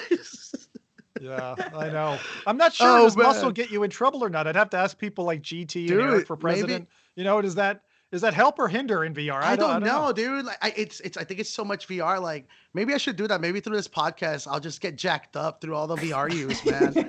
and maybe I'll figure it out because it's nuts, bro. Like it's crazy. You have fun, man. At one stage I was getting up at like 6 a.m. and doing Sprint Vector and Box VR and stuff with a buddy of mine, like 2 or 3 times a week, like my personal VR gym. We lasted about 3 weeks, and then I was like, man, this is hard. I can't. I'm a nerd. I'm with it. I respect it, but I ain't. Nah, man. Yeah, respect. I'll leave it there. I respect. I'll leave it there. So that's anyway, Bonelab. Any thoughts on that one? Rowdy, I didn't hear your take on Bonelab. I don't know if you've had a chance to look at it deeply or even just see people's reactions or stuff, but what are you thinking about it at the minute? Yeah, I mean, like, I think I already set my opinion like last week. I'm not awfully excited about games like this, mostly because I don't see them really as games. I see them more as like tech demos, and I think it's really cool what they do. You know, I think it's, if you're a content creator and you know you can do a lot of stuff with that. I think that is great. It is not for me. I do think that they do certain things really, really well. But I do think there's issues with the games, like for example, the motion sickness, the buggy feeling, the clunkiness of the UI. I think there's definitely issues with that need to be resolved. But that can be resolved. But the game style itself is just not something that I'm excited about. And I do think that the game was, again, like a little bit overhyped. Like, you know, it's every time when one of these titles comes out, it's being hyped as like the newest VR thing. And I mean, I don't want to sound overly negative, but I do think that gives away a little bit of like, you know, the state that VR is currently in terms of gaming, at least, where you need this hype for a title like this, because otherwise it won't do well. And there's not really that much going on outside of that. You know, there's no, and I was a little bit surprised because I saw, for example, the Bethesda stream with the new trailer from I think Deathloop, that the game is called. Yep. And like the thing with Bethesda is that they've done so much already with VR. You know, they've ported over like many of their titles, but it seems to have all like kind of like dropped off a little bit. Like, and now that I saw the trailer of Deathloop, I was kind of like, you know, I do think that something like this would kind of work in VR, you know, with the teleporting and like the moving forward and the blink speeds and stuff like that. So yeah, I don't know. Like, I don't want to sound overly negative, but I do find it a bit negative to see, like, you know, there's so much hype around a single game. And then, I mean, some people are disappointed. Some people think it's great, but there's not that much else that is really excited to look forward to. So I think that a lot of people grab onto this title, you know, claw their way in and say, like, you know, this needs to be, you know, awesome. And I don't think that way. I think that VR is, you know, in the long run is going to be awesome. But currently that the state is a little bit, I don't know, like it's a little bit disappointing with the titles that are coming out, or the titles are coming coming out in the future. There's a lot of like, you know, ports, and like I know a lot of people are excited about GTA and stuff like that, but that's also again something I'm not really like waiting on, because I feel like it's a port. You know, I want to see new stuff, and I always see like games need to have, either they need to be, you know, very creative, like a really, really creative title, new concept, and that therefore is maybe not graphically too insane. And I think a lot of indie developers can do that really well. But I think the last really creative title that I played on a VR device was, I think, Pistol Whip. I think Pistol Whip was like one of the most creative titles that I've played. But then the other route that they can go is maybe like take an older concept, but then deliver a really high standard, a really high polish. Like, for example, if you do a first-person shooter or whatever like that, and you just need to amp it up. And I kind of feel that the industry is not really ready to do that, because you need a lot of money, you need a lot of time, you need big studios in order to do that. And currently, those big studios are not really interested in VR. And I think that's a little bit the problem, that you have that twofold. You need either insane creativity coming from indie developers, or you need to have big studios, a lot of money, that develop really quality titles with an older concept that is proven to work. So we're a little bit in that limbo in between, in my opinion, at least. And I think that Bonelab is a little bit in between there as well. It's very creative what they do, and they do try to deliver a lot of polish. It's just not the kind of creativity that I'm looking for. Facts. Well said. Jose, did you have something more to say about Bonelab? No, man, he knocked out the park. I think it's true. It's like Bonelab feels like an analytical success, right? That's why people that are covering it, you get that sense of overhype, because it's technically hitting every single thing you want to see from a VR game. So when you talk about in conversation, it almost sounds like the perfect VR game, but they're just describing VR chat. You know what I mean? They're describing VR engines that exist already. That's really what's happening, is that nobody has figured out the perfect optimized engine. And you described that earlier. It's like you were playing the mouse in the wheel environment. It's the fact it's very well optimized for those situations. We're kind of seeing the beginnings of the Quake engine for VR, right? So and you're going to see Half-Life come from that, right? So we're kind of starting to see that, and it's I completely agree with you, Rowdy. Like, we're going to see. I want to see what stress level says, like, hey, we have this engine, and now we gave it to Bethesda or people that actually know how to make story-driven games. Yep. And then we're going to see, like, Yeah. that's what I'm excited for. And what's demo going to do with it, right? I mean, like, creators who create machinima are going to go to town with this. This is going to be all over TikTok, not just now, but for the next couple of years. I'm curious when we eventually get to a Bone universe with multiplayer. I don't know if that's the right way to put it without getting. Universe. Well, we've got another game. I mean, Blade and Sorcery has kind of like been hitting those marks and those metrics, right? Like, a lot of people have been using a lot for content creation, and I've seen like Spider-Man fights Dante, you know what I mean, the rooftops. It reminds me of the Machinima days, man. It's so cool. Yeah. Like, for sure, yeah. I gotta say, it was really interesting. I didn't know how they would play the characters out, but because you're able to get into different character models in the game, I wasn't sure if that would feel okay or if it would not feel well. I think it's really neat to be able to run around an environment and be physically scaled different through different characters. I think that they've got a lot of ingenuity in the different levels that they give, so that's where I'm applauding.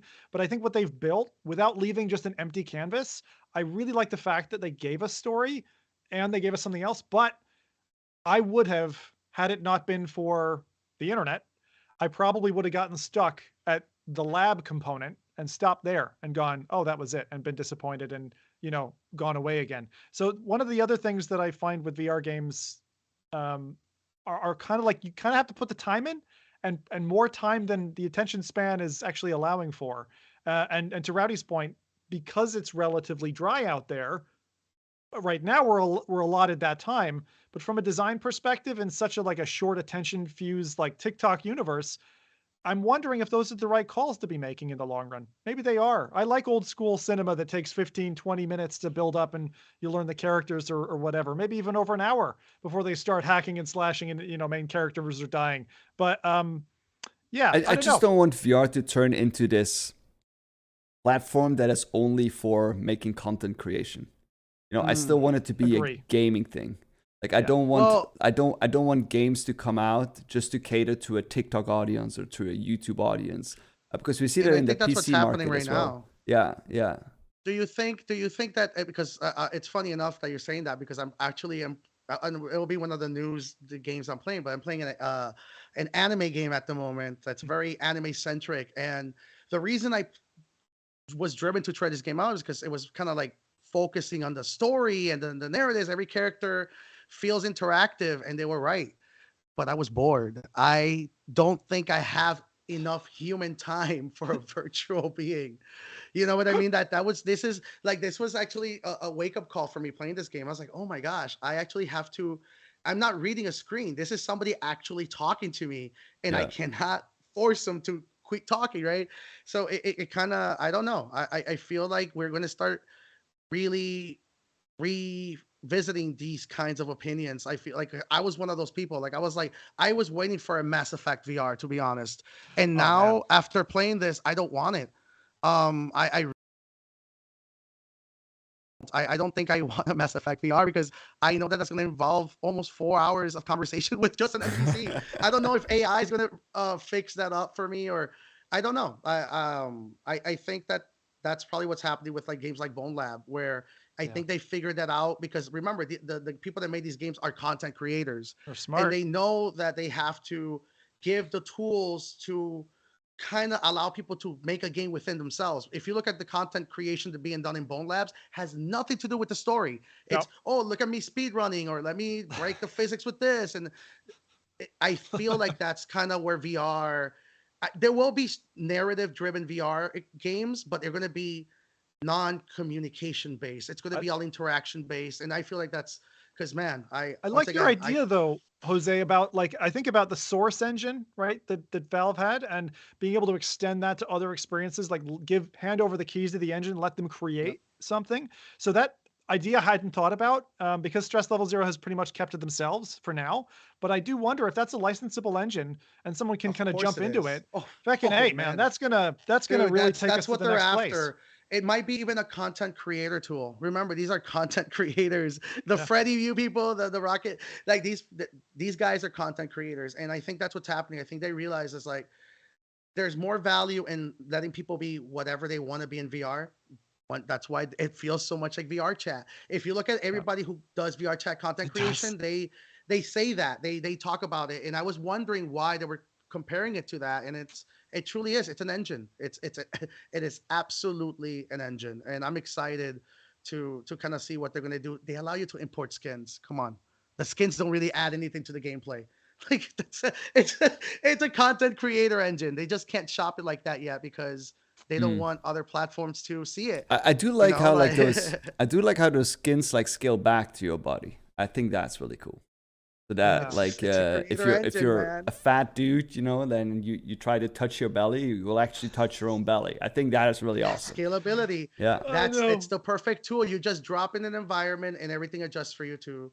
But I was a little disappointed at that. I'll tell you why. I still think it's the right decision, but me personally as a player, I was disappointed that they fed me 5 or 6 avatars and I got to play the story with that.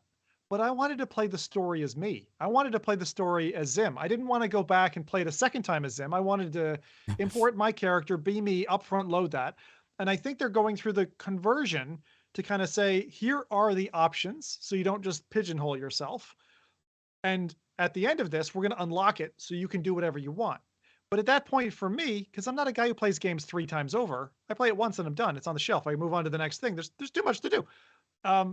Like I wanted to be able to insert myself, and I really look forward to a day. And this is when I think the metaverse for me becomes a real cohesive, connected environment, is when I've got a 3D avatar, won't necessarily be a skinned model of me, but I certainly won't have jiggly boobs physics going with that. And I just want to insert myself into the game and feel like I'm going, like you said, from VR chat or Rec Room or whatever, taking my digital self, putting myself in the game, feeling like it's me in the game. And if it's multiplayer, seeing my friends or family or whatever, or enemies in the game. Like, how cool would it be to be in that space with people who, you know, you could just take out your aggression on in a virtual environment, you know, like that person, punch it up, or like do the podcast in VR Hooters, You know, that'd be awesome. Yeah. Have you? Yes. Yes. Have you actually tried to upload your avatar to the game? I'm trying to figure out how. I was going to there you ask go. that. There's Like, your answer. are there So- particular? Is it like a file formats, or do you have to bring it in Unity like you do in VR chat? Because I've been curious about that as well. The reason why they didn't give you that option was because it's difficult.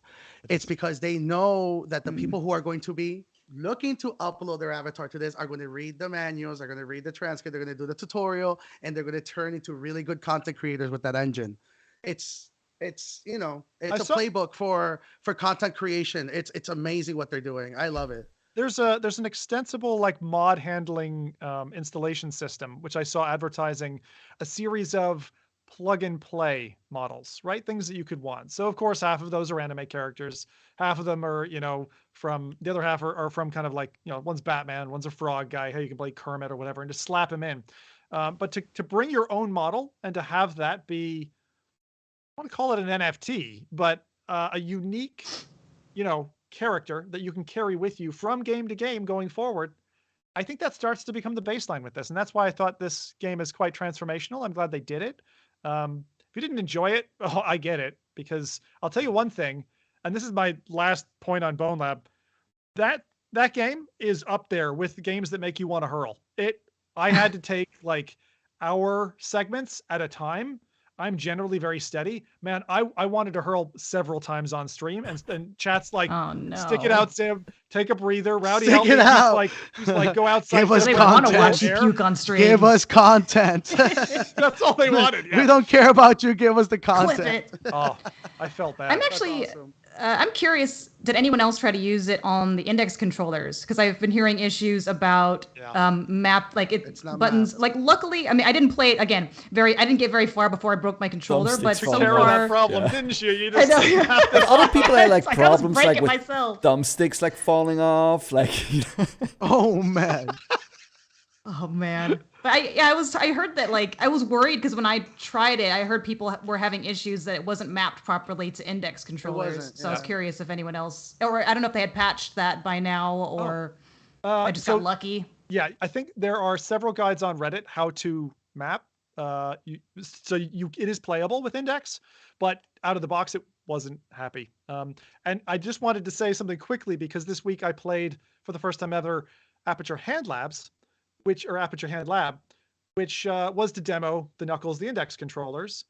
And for a long time, you couldn't get past a certain part because you couldn't grip tightly like you can with the grip sensors. Right, yeah. But there is a mappable Steam community option for Quest 2. So if you ever wanted that itch to go play through with those, I'll call them Portal-esque characters, right? The robots talking to you about that experience. It's short, it's free, it's on Steam, but you've got a Quest, go do it. You can do it. I did a little video of that where I found that audience helped me out and we managed through. It's really fun. But that was like 2-3 years ago now. So that's old school, but it's the reverse problem, because sometimes we run into stuff, not that often, that's index mapped, but doesn't work at all for Quest. So.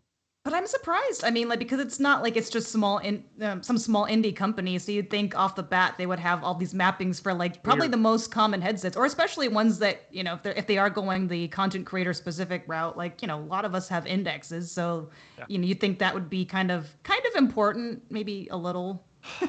I don't get it. At least the game worked out of the gates, unlike last time. Last time it was a bit of a heap of piling, steaming physics mess, but this time at least it functioned. So I was glad about that. And to be fair, the Quest build is really good. But if you play PCVR and then you switch to Quest, you're like, oh my God, they stripped a lot down, right? So that's Bonelab. Next up, speaking of Quest, this is the meta section of the podcast. Sorry, we have to do this. They're big. Meta Quest 3. So here's the skinny on the leaks about Stinson. Stinson being, yes, another Californian beach name, which Meta and Oculus before them have named all of their internal projects, as spilled by Master Leaker, who looks like Beaker, and maybe, just maybe, is a VR chat freaker. Sadly, it's Bradley. So the Meta Quest 3 is slated to be the consumer-facing, similar to the Quest 2, and have these specs. I've split them into good, bad, and ugly. So the good, pancake lenses, so it's smaller, pogo pin. I love that term, pogo pin for dock charging. So you can literally plonk it down and it'll charge on a charging dock. Full color pass-through, and a Snapdragon XR2 with the 2nd gen processor, so faster than what's in Quest today. The bad, or maybe just the boring, soft strap, just like the Quest 2 has. I remember Mike loving that one. No back-mounted battery, so no counterbalance effect, right? I personally don't mind that because batteries on occasion do explode, and I don't really want them back here, but in front of your eyes isn't so much better, right? LCD displays. So again, we're not at OLED black levels, which I really, really want in my standalone headset at some point, and a single fan. So similar to what the Quest has, single fan mounted to cool the thing down.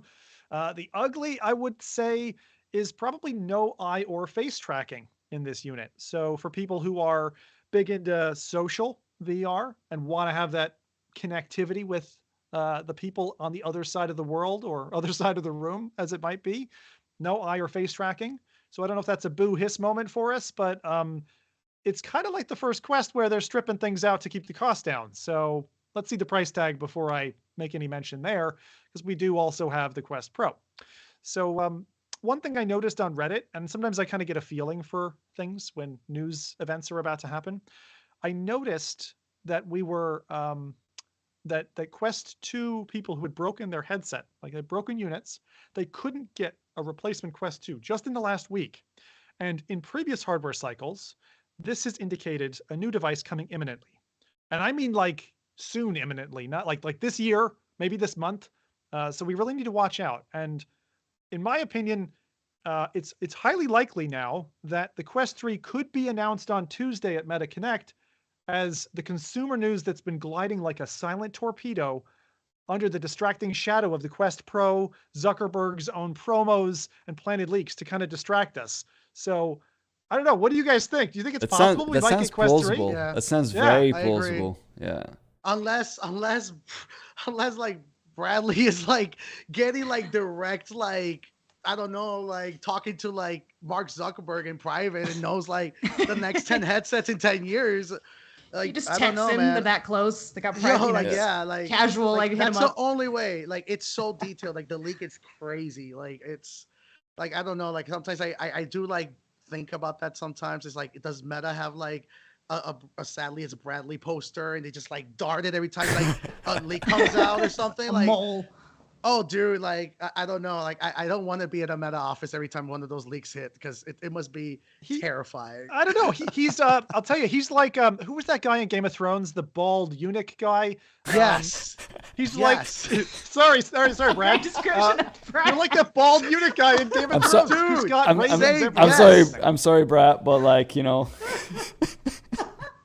How could that? I don't remember the old guy's name, but that guy should have won the Game of Thrones. Oh, he was amazing, like that is, dude. Yeah, like that is definitely Bradley. Like once all these companies die and build, like it would just be Bradley Lynch with like all the leaks, as like knowing what was happening. It's like it was me all along. Oh god, that's but crazy. No, I'm hyped now because my battery in my Quest, being a launch day device, has gotten a little weak, and so I'm like, and I'm itching. I've held off. I mean, like Steam Deck, now you can just buy them. They're off the shelf now equivalently. You don't have to wait anymore. I've been like itching at maybe I should buy that. Maybe I should buy a PS5. I'm just trying to be smart and just kind of wait it out and see. I'm convinced I'm going to be a PS5 and PSVR 2 owner at some point, but I'd love to get that news. And if they've been kind of playing with us all along and they've really just been diverting attention to the Pro, that would have been so smart up to this point because they give us something that they want. We can buy it for Christmas. They'll clean out coming up to the holiday season because there's not much else out. And the Pico 4s jumped out there. And okay, so that's something, right? But I think they would slay and they would take Christmas, to be honest, if they did that on Tuesday. So anyway, that's coming. I did want to give a quick rundown of some quick meta news bites before we get in to the next segment of the podcast. So these are like really fire fast. So if Rowdy's showing you any content, he better be quick because I'm not laboring on these points. All right, first up, Quest Pro. The light gasket or interface appears to be confirmed. So for those who were worried about awful light bleed from the Pro, i.e., oh my God, I've just got two panels in front of me, that doesn't seem to be a worry anymore. Second, the Quest Pro controllers may in fact be backwards compatible, taking a leaf out of Vive's book, like what they did with the trackers for Vive. So for instance, you could purchase a pair of, pardon me for this mouthful, MetaQuest Pro Touch Pro controllers for your Quest 2, right? No more rings, docked recharge, because they got the same little pins that you can drop them down in, and behind the back tracking for all your gamery needs, right? When you need to do, pull those cool dance moves on the floor in VR chat. That's all sounding pretty neat, right? I'd love backwards compatible controllers where you could kind of upgrade your experience that little bit, just like with the head strap, like just modular, right? I think that works for a lot of people. And you can also not pay a huge whacking amount just to get bought in. You could buy in at the little amount and kind of work on it. It's like having a savings plan or something for your headset. Quest 1, there are still people hanging on who still play with their Quest 1s and get disappointed every time we talk about a new release that isn't Quest 1 compatible, like Bonelab. But they're getting a hand tracking update soon, apparently in October itself. So it does show that Meta's actually still giving that audience. Why? I think they are giving them attention because there's such a big secondary market. As headsets get cheaper as they trickle down from first owner to second owner to third owner, and you're someone who gets in and you're 16 years old, you paid $100 for the headset, maybe the battery's not good, maybe it's got some human gunk, in there, but you're able to play your game. So I think, that tail is probably a lot fatter than I would expect Meta had originally conceived when they brought out the Quest 2. And then we've got Horizon. Now, I know Horizon is not the most exciting of things, but it's getting a flat web browser version soon. And so that looks like they're trying to just play parity catch up with Rec Room VR Chat and Roblox VR. And for anyone who's like, what, Roblox VR? Yeah, my daughter plays this handsy game in her Quest 2. It is compatible. So if you've got kids and you're into Roblox or just want to go experiment with that, Roblox is already doing some stuff in VR and it does work.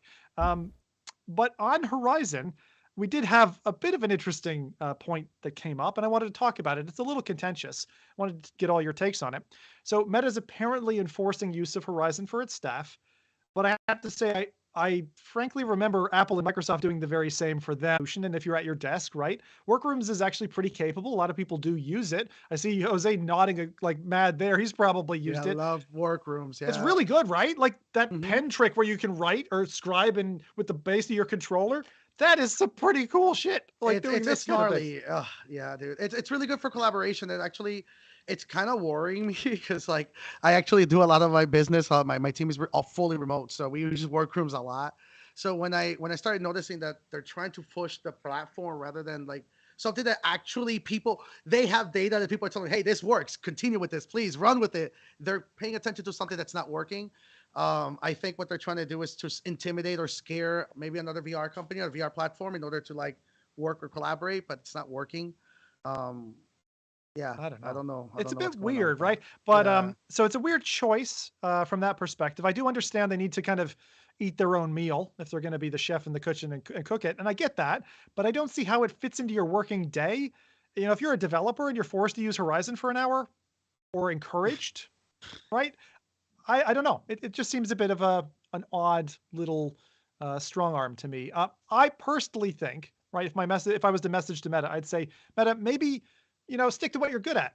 Go clone someone else's good ideas, right? You've done that before. Maybe leave the evolution of these products to teams who build with passion. But that's a bit strong-armed of myself. I understand it. Maybe it's difficult to pick on a megacorp like Meta. I just don't think this stir over let's use our own products and learn from it is necessarily alarming. I just think that their choice, like go for Workrooms, make that better. That's got legs. Go do that because you want to bring, VR into people's workflows. That works. And it's better than what else is out there. Horizon is not better than Rec Room or VR Chat. And there's actual data of I don't know if you guys are paying attention on Twitter, but there's some Meta employees that actually don't like using the Horizons platform at all. So that's actually, I don't want to say much about that at all because that's personal opinions, but a lot of Meta employees are not happy that they have to use the platform at all. They just don't like it.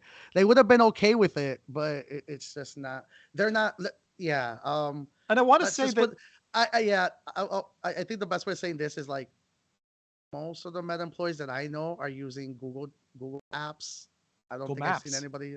Google Apps. Google I haven't Apps. seen Oh, Google anybody- Apps. I was Yeah. like Google Maps. Apps, Really, like, it's very I haven't excited. I haven't seen anybody use that I know of using Horizons to say, hey, let's have a meeting in Horizons workrooms. No, it's been Google Meet and Drive and There's and a I'm like, Firefox yeah. solution as well. That's quite good. That came out of. I remember that. It was like customizable rooms where you could do desktop. Cloudhead had their one where you'd have like Yeah. a picture of a person on an avatar type of thing. I forget that was called. I think it was Cloudhead something or other. But there are other options. But yeah, that's kind of interesting. I don't know, Adam, Rowdy, any takes on that? Not I wanna see in it. particular with the dog fooding, but there was because I only went to TwitchCon yesterday. They had the Wendy's booth there, and Wendy's they? had the Meta, their what do you call it? Their Wendy's in Horizons thing that they were showing off That's there. awesome. And so that I was just like, oh man. And not Horizon, but Wendy's related. They were sampling this god awful grape frosty with nerds on top. I was like, Oh, that why would sounds- you? Ugh. I don't know. So it was just a Wish. weird booth. It was like awful frosty. So, you know, and you're just watching people try the Wendy's World and Horizon. And I was like, oh man. But it was sad because at TwitchCon, that was really the only VR Booth? presence, I guess you could, if you want to call it that. So I was like, oh no, like at That- least give them a good frosty. What was it? Nerds Yeah, on that's- top of Yes, what flavor? it was a grape flavored frosty, and with nerds on top. So I almost feel like it was something that they had extra of at some point, and they were like, let's just bring it to TwitchCon because we've got this gross thing that nobody really wants, but we need to do something with it. I don't know. It was weird. Adam is just disappointed that it was Wendy's and not Hooters, right? There we I That gotta would've keep been on coming interesting with in these VR. jokes. Wait. I would have done. Could you at least get free VR nugs? Because you could No. in the app. No, they were giving away free nuggets. No, it was just these gross frosties and a shot glass looking thing. And it's Man. probably good because you didn't want more than that, to be honest. I'm gonna say this as a Twitch guy who spent 5 years on Twitch and love what Twitch was. I wouldn't be surprised if TwitchCon wasn't there next year. I don't know. I don't feel good about Twitch right now. I feel like they're in a similar place to Meta. Actually, Meta's been they posted hiring freezes and stuff, and look, they're surging a lot of money right now on a big gamble. And I think this is where I want to also lay my hat down and say, like, I have to say thank you to big conglomerate for getting us to where we are, because as much as that always feels icky and there's loads of lawyers behind any one of their placards that are stuffed up there, we got to this point and it took a lot of money to get here. And it means people are taking, bets. And to Jose's point kind of earlier, right, with all these VCs jumping in now, like sharks in a feeding tank, there's more of that happening now, which is a lovely, like, two-headed coin of good and bad, right? Yeah. So if you're a small startup, just be careful what contracts you sign, because as this balloon inflates, just make sure you're on the right side of that deal, right? There's value. There's definitely value right now. And that's something I actually talked to a lot of creators behind the scenes, right? Where creators are kind of right now being seen as like the first fish in the barrel, as they call it, for VR. And they're kind of like using them to kind of pluck them into positions. Like it's dog fooding 101, right? They're doing that also with content creators, right? If you pluck content creators into a platform, they're eventually going to celebrate the platform if it's good. Right, it's a double-edged sword. It can definitely fail miserably, but that's kind of what's happening right now. Is that you like mentioning the Wendy stuff? It really means that there are venture capitalists, there's investors interested. They just don't know how to talk to VR users, right? That's one thing, right? When you think of VR, you think of gaming. When you think of gaming, you think of nerds and grape, and that's an era very, very that era is dead, and they don't know how to talk to VR people. I just said it, people, they're fit. Like VR users are monstrosities, man. Like, have you seen Mike in person? Have you seen these people in person? They're diesel, man. They're semi trucks, man. Can confirm. Gamertag is a brick. Like, Oh, he's insane. huge. Dude, I don't get intimidated easy. He was like, "Oh, buddy, I love your energy." He just grabbed me. I was like, "Yo, this is yo." Did you get a hug? Did you get a hug? Please don't hurt me. Oh, dude, I got to hug like, him. Yeah, it's Because a hug. GT It's is a like- hug. It's it like, felt very safe. yeah. I didn't, dude. Safe. I don't think safe is even the word. I felt protected for life. I felt like anything I do in life, I am solid. I'm taken care of. I'll just say Yeah, dude. that man's a brick house. I was a little spoon in that hug. Yeah, I was dude. a Oh little yeah, dude. spoon. I'm a big dude, and I felt like a little spoon, bro. Like the dude gives you a hug with a bolded H, man, like underlined, like it's a hug. He's awesome, man. Like I heard cool dude. when you said that, I heard balded H, and I was thinking of Mike. Balded H, bro. Balded H, bro. It's a hug. I got a mic from or a hug from Mike, so I did get I guess a balded hug as well. Oh, Yeah, nice. no, man. He was dude, because we were talking about the space, man. It's VR people, right? So that's the cool thing about VR. It's like the only kind of conversational thing where you kind of end up hyped up about the space, right? You still got that energy, and he just like, bro, I love your energy. Just gave me the hug. I was like, yes. You know what I mean? Like that's what it's all about, man. That's so good, though. I tell you, I don't get FOMO often, but seeing you guys all have what looked like an incredibly good time, only for risking your life against a hurricane, you're flying in and stuff. You know what? I will say we came in at a perfect time because they said that because it was kind of around the hurricane time in Miami, it wasn't actually as humid as it could have been. So it worked out. But yeah, it was really fun getting to meet everybody. You know, Nice. one thing I learned about Miami here is that like, if you don't see the locals freaking out, you're fine. You know what I mean? So you can tell, like, that was the cool thing about going to the VAIL event, because I'm a local, right? I live here in Miami. So when I got to the event, you would see everybody just like getting there and looking around, like still with that worried, like, are we about to get swept by a hurricane kind of energy? But nah, dude, it's Miami. Like I will for say Miami though, to shut down, like the island has to float off to like or something like that. it did have into an island. one kind of minor complaint, I guess, about the event was they had security or people check in for badges and stuff, but there were a lot of people that you can tell they just kind of walked in and they're like, what is this? Because there's a nightclub in Miami called Live, so that was rather unfortunate that people kept coming up to us thinking we were, big Miami nightclub.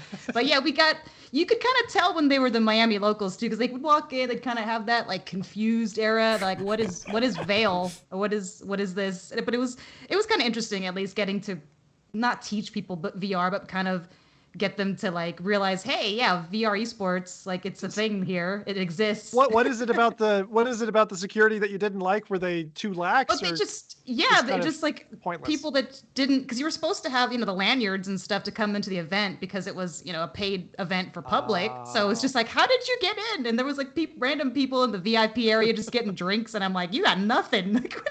It's the first show, so a lot of those logistics. It was also the energy too, right? Yeah. It was in their best interest to kind of like ensure that they wasn't just steam, as they say. There was actually interest for people that were. I did have the similar experience to what Adam was talking about, where I was talking to this random drunk dude who was just he was having a good time. He's like, yeah, man.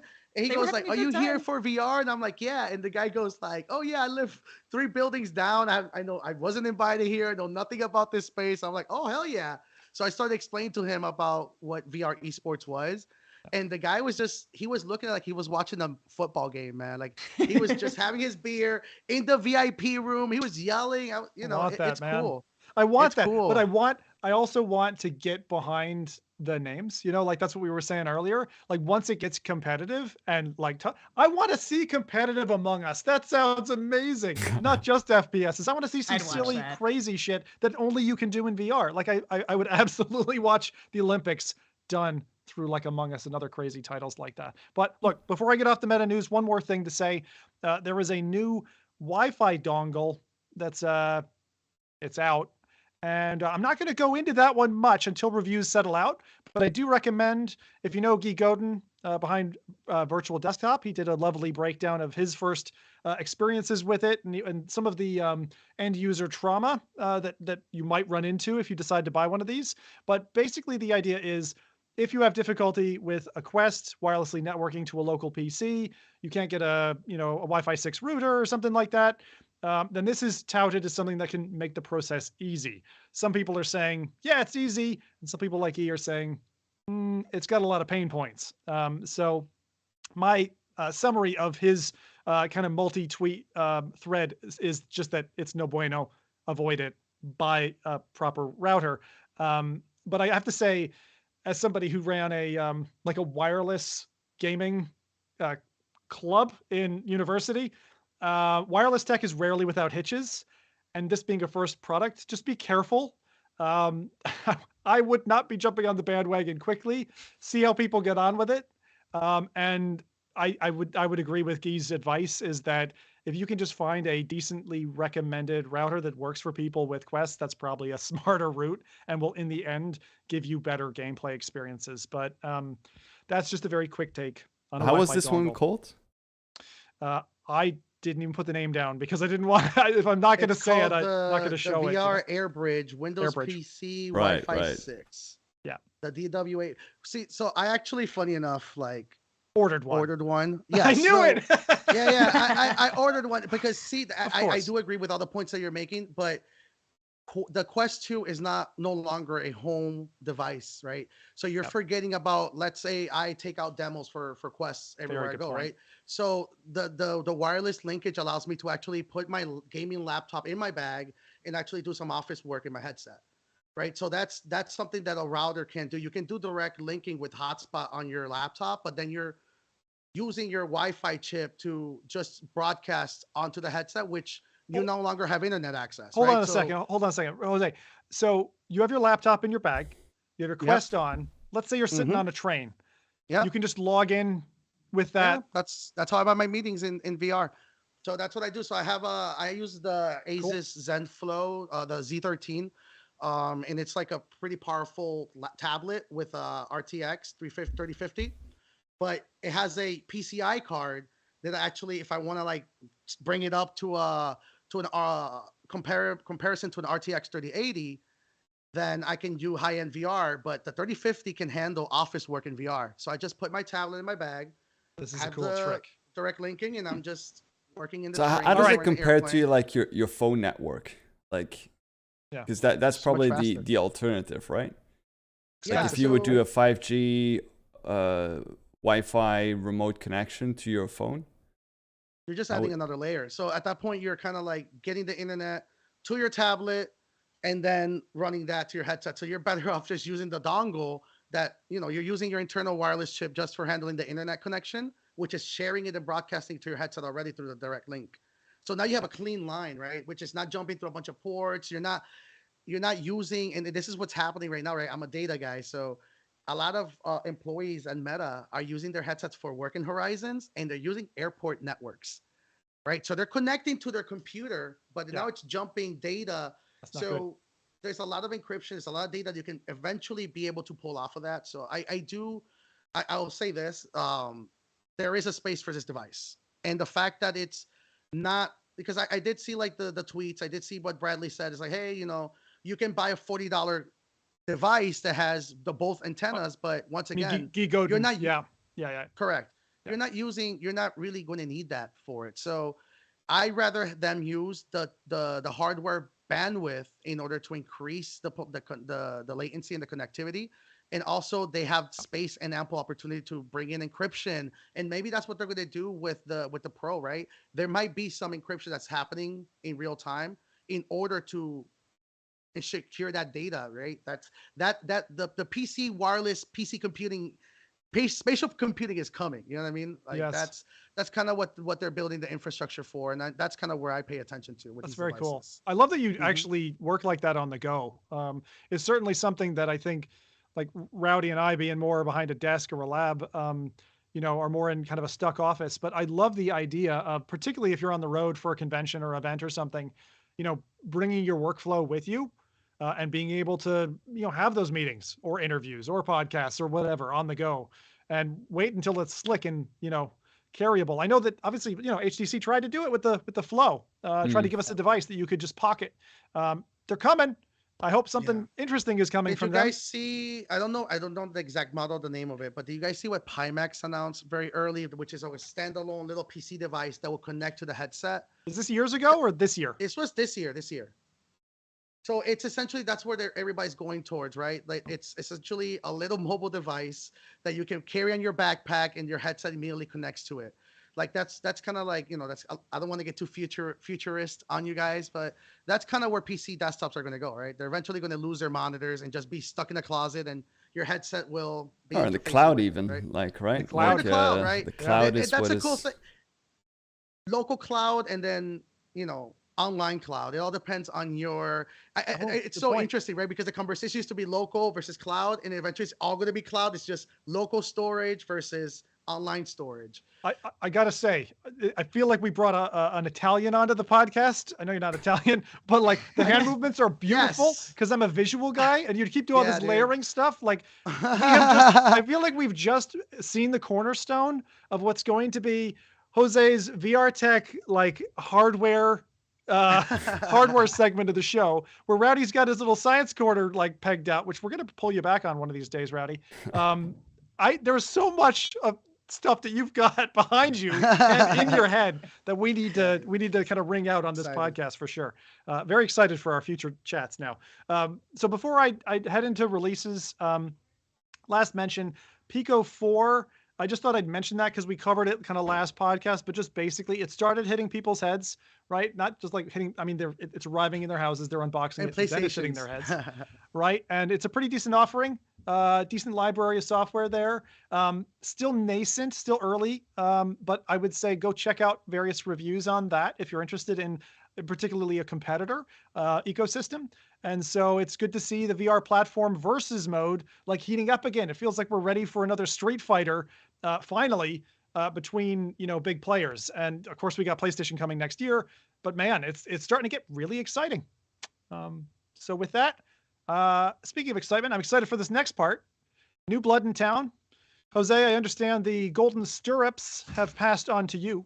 Carried from grandfather to father, father to son, son to grandson. And I hope to God no one's put those shiny stirrups up their ass in that process, but that's a film reference for anyone who knows it. As our new game news anchor, it is my solemn duty to make like Neo, seal these lips and let you make a run for the end zone. So take it away, Jose. All right. So I definitely will ask you guys for the first one to give me some patience. I'm still learning the workflow, and I'm definitely looking at that old archival data of the podcast. So I definitely want to bring in the old school way of talking about what's new and what interests me. So let's start this week with Void Ninja. It's on Streamlabs. It reminds me a lot of Mirror's Edge meets like Pistol Whip in a weird way, even though it's kind of not like a fighter-esque kind of game. It's more combat heavy, but there is a value there that it kind of just, I don't know if you guys ever heard of Bit Trip Runner, but yes. So it's kind of that, it gave me that sense of like endless, just getting into a headset game and running with it, right? So definitely paying attention to that. Played a few rounds on that. I definitely want to play some more after the podcast. How's the soundtrack? So good. It's so good. Oh, dude. It's actually, I don't know if Rowdy's sharing the podcast in the podcast trailer for the game for Void. Yep. I did. It's just not the audio. We can't show the audio. Listen to the trailer because the audio is pretty dope. Another one that I'm definitely paying attention to is the Knock announcement, which is like an esports game for VR. Yep. They believe they announced let me make sure I don't want to say. Yes, October 18th, Cosmic Fall. It's kind of like Rocket League meets Elvin, which is like the bow and arrow game for VR. Yep. Super dope. Definitely want to see what they're going to do with that. Elvin Assassin? Is that what you mean? Elvin Assassin, yes. Yeah, so it's like Elvin Assassin and Rocket League had a baby in VR. Oh. That's the best way to describe it. It's super. It's wild. So you're actually pushing the ball with the arrows. So it gets very competitive. I can definitely see a scene being born from that. It is what a lot of competitive VR esports people are kind of been asking for, which is something that actually involves human movement, a lot of physical skill ability. So let's see. I want to see what people do with that. So I've seen a few videos of it. Knock is so smooth, man. We should, and this is one of the things that we're going to have to do, like whether it's one of these releases that we catch or just something that catches our eye. The four of us need to get to do a game together. We used to do streams together on occasion. It wasn't often. It was maybe once a quarter or something. But I look forward to our first gaming night, everybody. Dude, let's do it. I'm psyched. And the third game that I've been playing that I actually mentioned earlier and teased about, man, Dyschronia Chronos Alternate, episode 1. Yeah. So what a name. Yeah, it sounds right. It just sounds like the perfect like anime game for VR, right? And unfortunately, it's not. It hits all the right benchmarks. Like it has, you know, the interactions, the characters, the story, the narrative, the environment, the music, the online interactions. It has everything. And it made me immediately realize that that's none of the things I want in a VR game. And it sucks, right? Because I was always waiting for the Oasis, right? For you know, Sword Art Online, right? Like The Neo that kind of Tokyo coming exactly the into. Neo Tokyo, Yeah. and you would see all these games kind of like offer those experiences, and it made me realize, okay, I think what I want are those environments, and just let me interact with whatever I want, and that let them be real people. I They don't they really, had a yeah, previous game, right? I think like Yeah, I've it's not played their it. first. Tokyo It's kind of like Chronos. There were it's three kind of of those. like an anime, but in VR. Like it's Yeah. It's not like a really. manga in VR even because it feels like a book. Like the characters in yeah. the first game, which I slogged through. Chat loved it, but I was wanting to knife my It's a lot of eyeballs out. reading. It's a lot of reading. It no, it's not interactive enough for me. Okay, it's like a 20-hour game where it's someone you're in a very static scene, and I'm a guy who's kind of loud, colorful, like quick moving stuff. Um, and very little changes. The story's kind of intriguing, but like you, I felt a bit bored. But I know some people who absolutely love that. And the thing that really made me turn my head, they sent me a little pack as a creator. They're like, "Hey, you covered our previous games. Hey," they sent me bath salts. Don't are you gonna eat them or what? Now that I realized it, it would have made the game better for me. I think the aromas would have really sold the game for me. Lily's that's bath exactly- salts and it's, Hal's bath salts. Exactly. And adding to your point about what you said about the how slow the game feels, right? You can in this game they can almost detach you from the camera. Yep. So it's almost weird. It's almost like somebody's holding a live transcribe box to their hand at all times. Like imagine holding, and that's what I always tell people is like to VR game designers. It's like when you're designing a conversation or an interaction, I know that you're trying to be inclusive. Use sign language at that point if you're going to really create those environments, because go to a convention and hold an LCD screen everywhere you go, and then just have people interact with you while you're holding the screen and it's transcribing everything you're saying in real time. And that's literally what VR experiences are like right now in RPGs. It's like, hi guys, how are you? And it's like there's such a weird disconnect. Either you're reading or you're talking. There's no connectivity. And I feel that sign language and real human interactions will be kind of what makes RPGs kind of go to the next. I'm excited for some wild investor to kind of go like, yo, I'm hiring real live actors and we're gonna like really have people with shifts and build RPG games with real people in it. And you know what would do it for even me? like motion capture. You know, having motion capture would really bring a lot more fluid feeling. Yeah. But I'm also wondering if it's almost like kind of like Telltale games. Some people really like them because the story's good, but there's not much to do other than like maybe a quick time event or push a button. So I kind of got that feeling with I didn't play this one with their previous game. It's kind of like it's not for everyone. You'd have to go in with the expectation of like it's more visual novel than you're really going to be doing much. So it'd be more like if you're invested in the story. But there was still more that I feel like they could have done better. But I went in not knowing what to expect, and I was like, oh, this is different. Exactly. You know what this reminds me of? It reminds me of Final Fantasy 13. Final Fantasy 13, when it came out for the PlayStation 3, and it was like the first AAA action RPG kind of breaking into those genres. And they try to stick to the traditional time-based mechanics. And they immediately realized in the first playthrough and the testing was that there was a wild disconnect of high graphics with just pressing one button and waiting. And that's where the ATB system kicked in. So I knew a lot of people that were part of the original development for that game. Hang on. ATB. What's that? What does that mean? Yeah. Action time-based, which was kind of, they added a faster pace to selecting options into the battle system in order for it to feel fast-paced. What it ended up doing was making the game feel button mashy and broke the mechanics. And that's kind of what's happening right now with JRPGs in general. And it's going to be much more apparent with VR games, right? Where everybody's kind of thinking about two-dimensional conversations and trying to translate that to VR.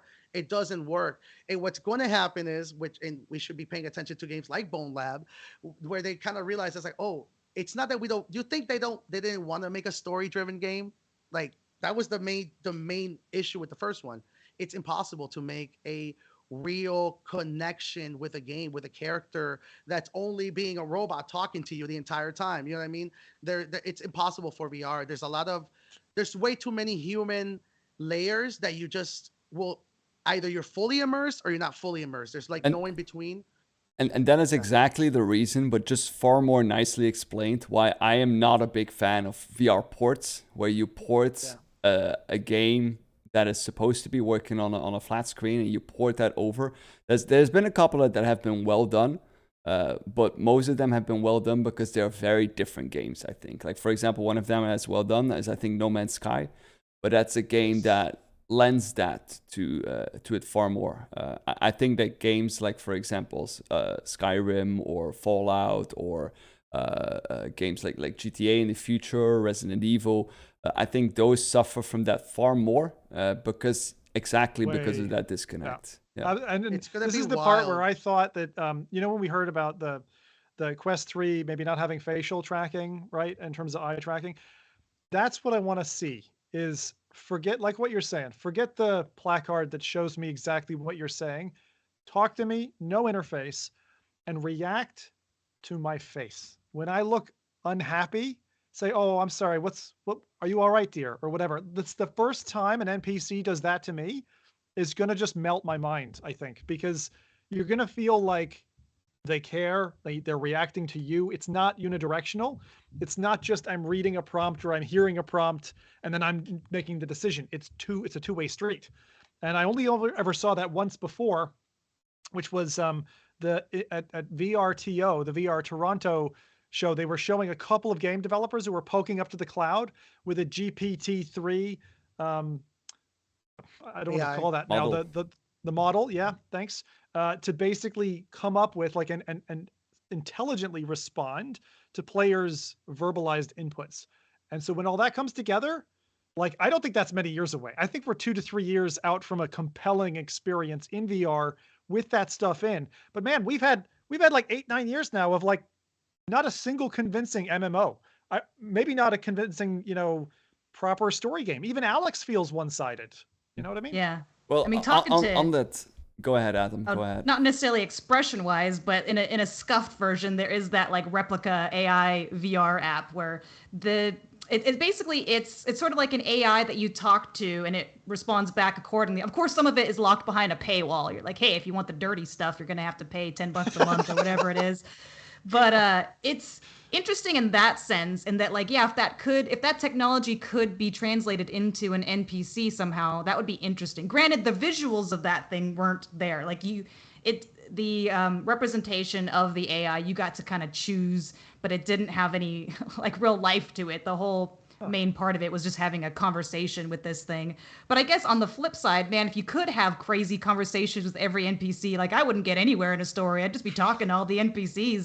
That's like, the world I want to be in. It's interesting though.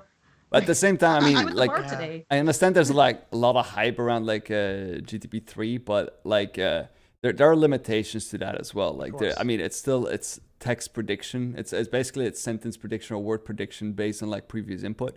But on that note, what I think is really exciting is just this week, Google's DeepMind Alpha Zero that you might know from the board game. They managed to basically improve a 50-year-old problem of matrix multiplication, which is basically the entire concept of machine learning and deep learning, where you multiply certain matrices together. So they managed to actually break a 50-year-old record in terms of like how fast these matrices can be solved, and that is a huge step forward in terms of artificial intelligence. With these kind of improvements happening, it's just a matter of time before we see that indeed implemented in games as well. And I wanted to comment as well. That's amazing. First, I would not have caught that news, so thank you for sharing with us. The GPT-3, my use of it anyway in language right now, is purely a placeholder to say when AI gets smart enough to be able to replace and syntax and speech and all of that, and do it in a quick enough way that it beats that same issue that we were talking about earlier, where touch and feel can't be lagged too much. Same thing with speech, right? If someone pauses for 30 seconds every time you speak to them, it doesn't feel very natural. So I look forward to that world. It's awesome. Anyway, Very cool. That's a very cool one. Yeah. Any more in the releases pot there? I think that's it. Next podcast, I'll definitely be playing more side quest games. So definitely, if you guys have any recommendations, definitely hit us up. Or me, I'm definitely very active. So I'm definitely very interested to play more VR. That's kind of why I did all this. So, nice. As you guys notice, I kind of know more about the back end side of the industry. So I'm definitely kind of, I'm here for learning and loving VR from a public perspective. We're all going to learn so much from each other. I can tell that already. And look at that. We got through our first episode together without too much trauma. That's a good start, but marketing has said we need more bloodshed. Okay, so next time after MetaConnect, which is on October 11th, make sure to tune into that. We'll be sure to carry in some live ammunition and turn today's mild-mannered match of conversational paintball into a proper love fist jam session. So pop your remarks and questions into chat now if you've got something to say to us before we put Adam and Jose out an airlock for being totally sus. And I'll do my part, and I'll ask Scotty to teleport the rest of us out of here. So here we go while I can renounce the show times and all that. These are the voyages of the Starship Enterprise. Its 5-year mission to explore strange new headsets, to seek out new strife and new mobile chipset generations, to boldly flow to where no podcast has gone before. We live stream every other Saturday on YouTube and Twitch. Show goes live at 10 a.m. Pacific, 1 p.m. Eastern, 6 p.m. in the UK, and 7 p.m. where young men roam the lonely streets of Amsterdam. If you missed the live show, well, go listen to the polished audio version over on SoundCloud, iTunes, and Spotify in the week following our live broadcast. Subscribe it, like it, bop it, stop it. We'll accept any form of intergalactic love and wish that you will stay with us tucked under the woolly blankets with us this holiday season ahead, because it's getting chilly out there. So with that, what have chat got to get off their chests before we wrap this one up? I've seen a lot of people really happy with the 2 new additions to the team. They really love the show. They love the input. I've seen people even donating. Just another donation came in from well, I don't know how to pronounce it, but Swift and Deadly. Swifts and Deadly, yes, indeed. I love the energy and new insight, and wish the crew nothing but the best on the VR journey ahead. So a lot of positive remarks, and we had a previous one as well that actually was going on Saints and Sinners. Is underrated because the NPCs are so emoted, so you could get a sense of what they felt. And I think that's indeed a very good. I like the comparison that Adam made earlier about the Telltale games. I think that those two are very linked together with like Telltale games and like Saints and Sinners, the characters themselves. Yeah, for sure. Very good. Man, that's awesome. Chat, thank you for being here with us. It's been a brimming show today. Appreciate you showing up for the big news we had. Let's again give a big round of applause to Jose and Adam for joining FReality Crew. And I will say FReality is a simple coupling of kindred spirits. Once a fortnight, we sit down, we share that flame with you, and in doing so, we live through each other more than we could do so alone. So until next time, we're out of here. See ya. Bye-bye.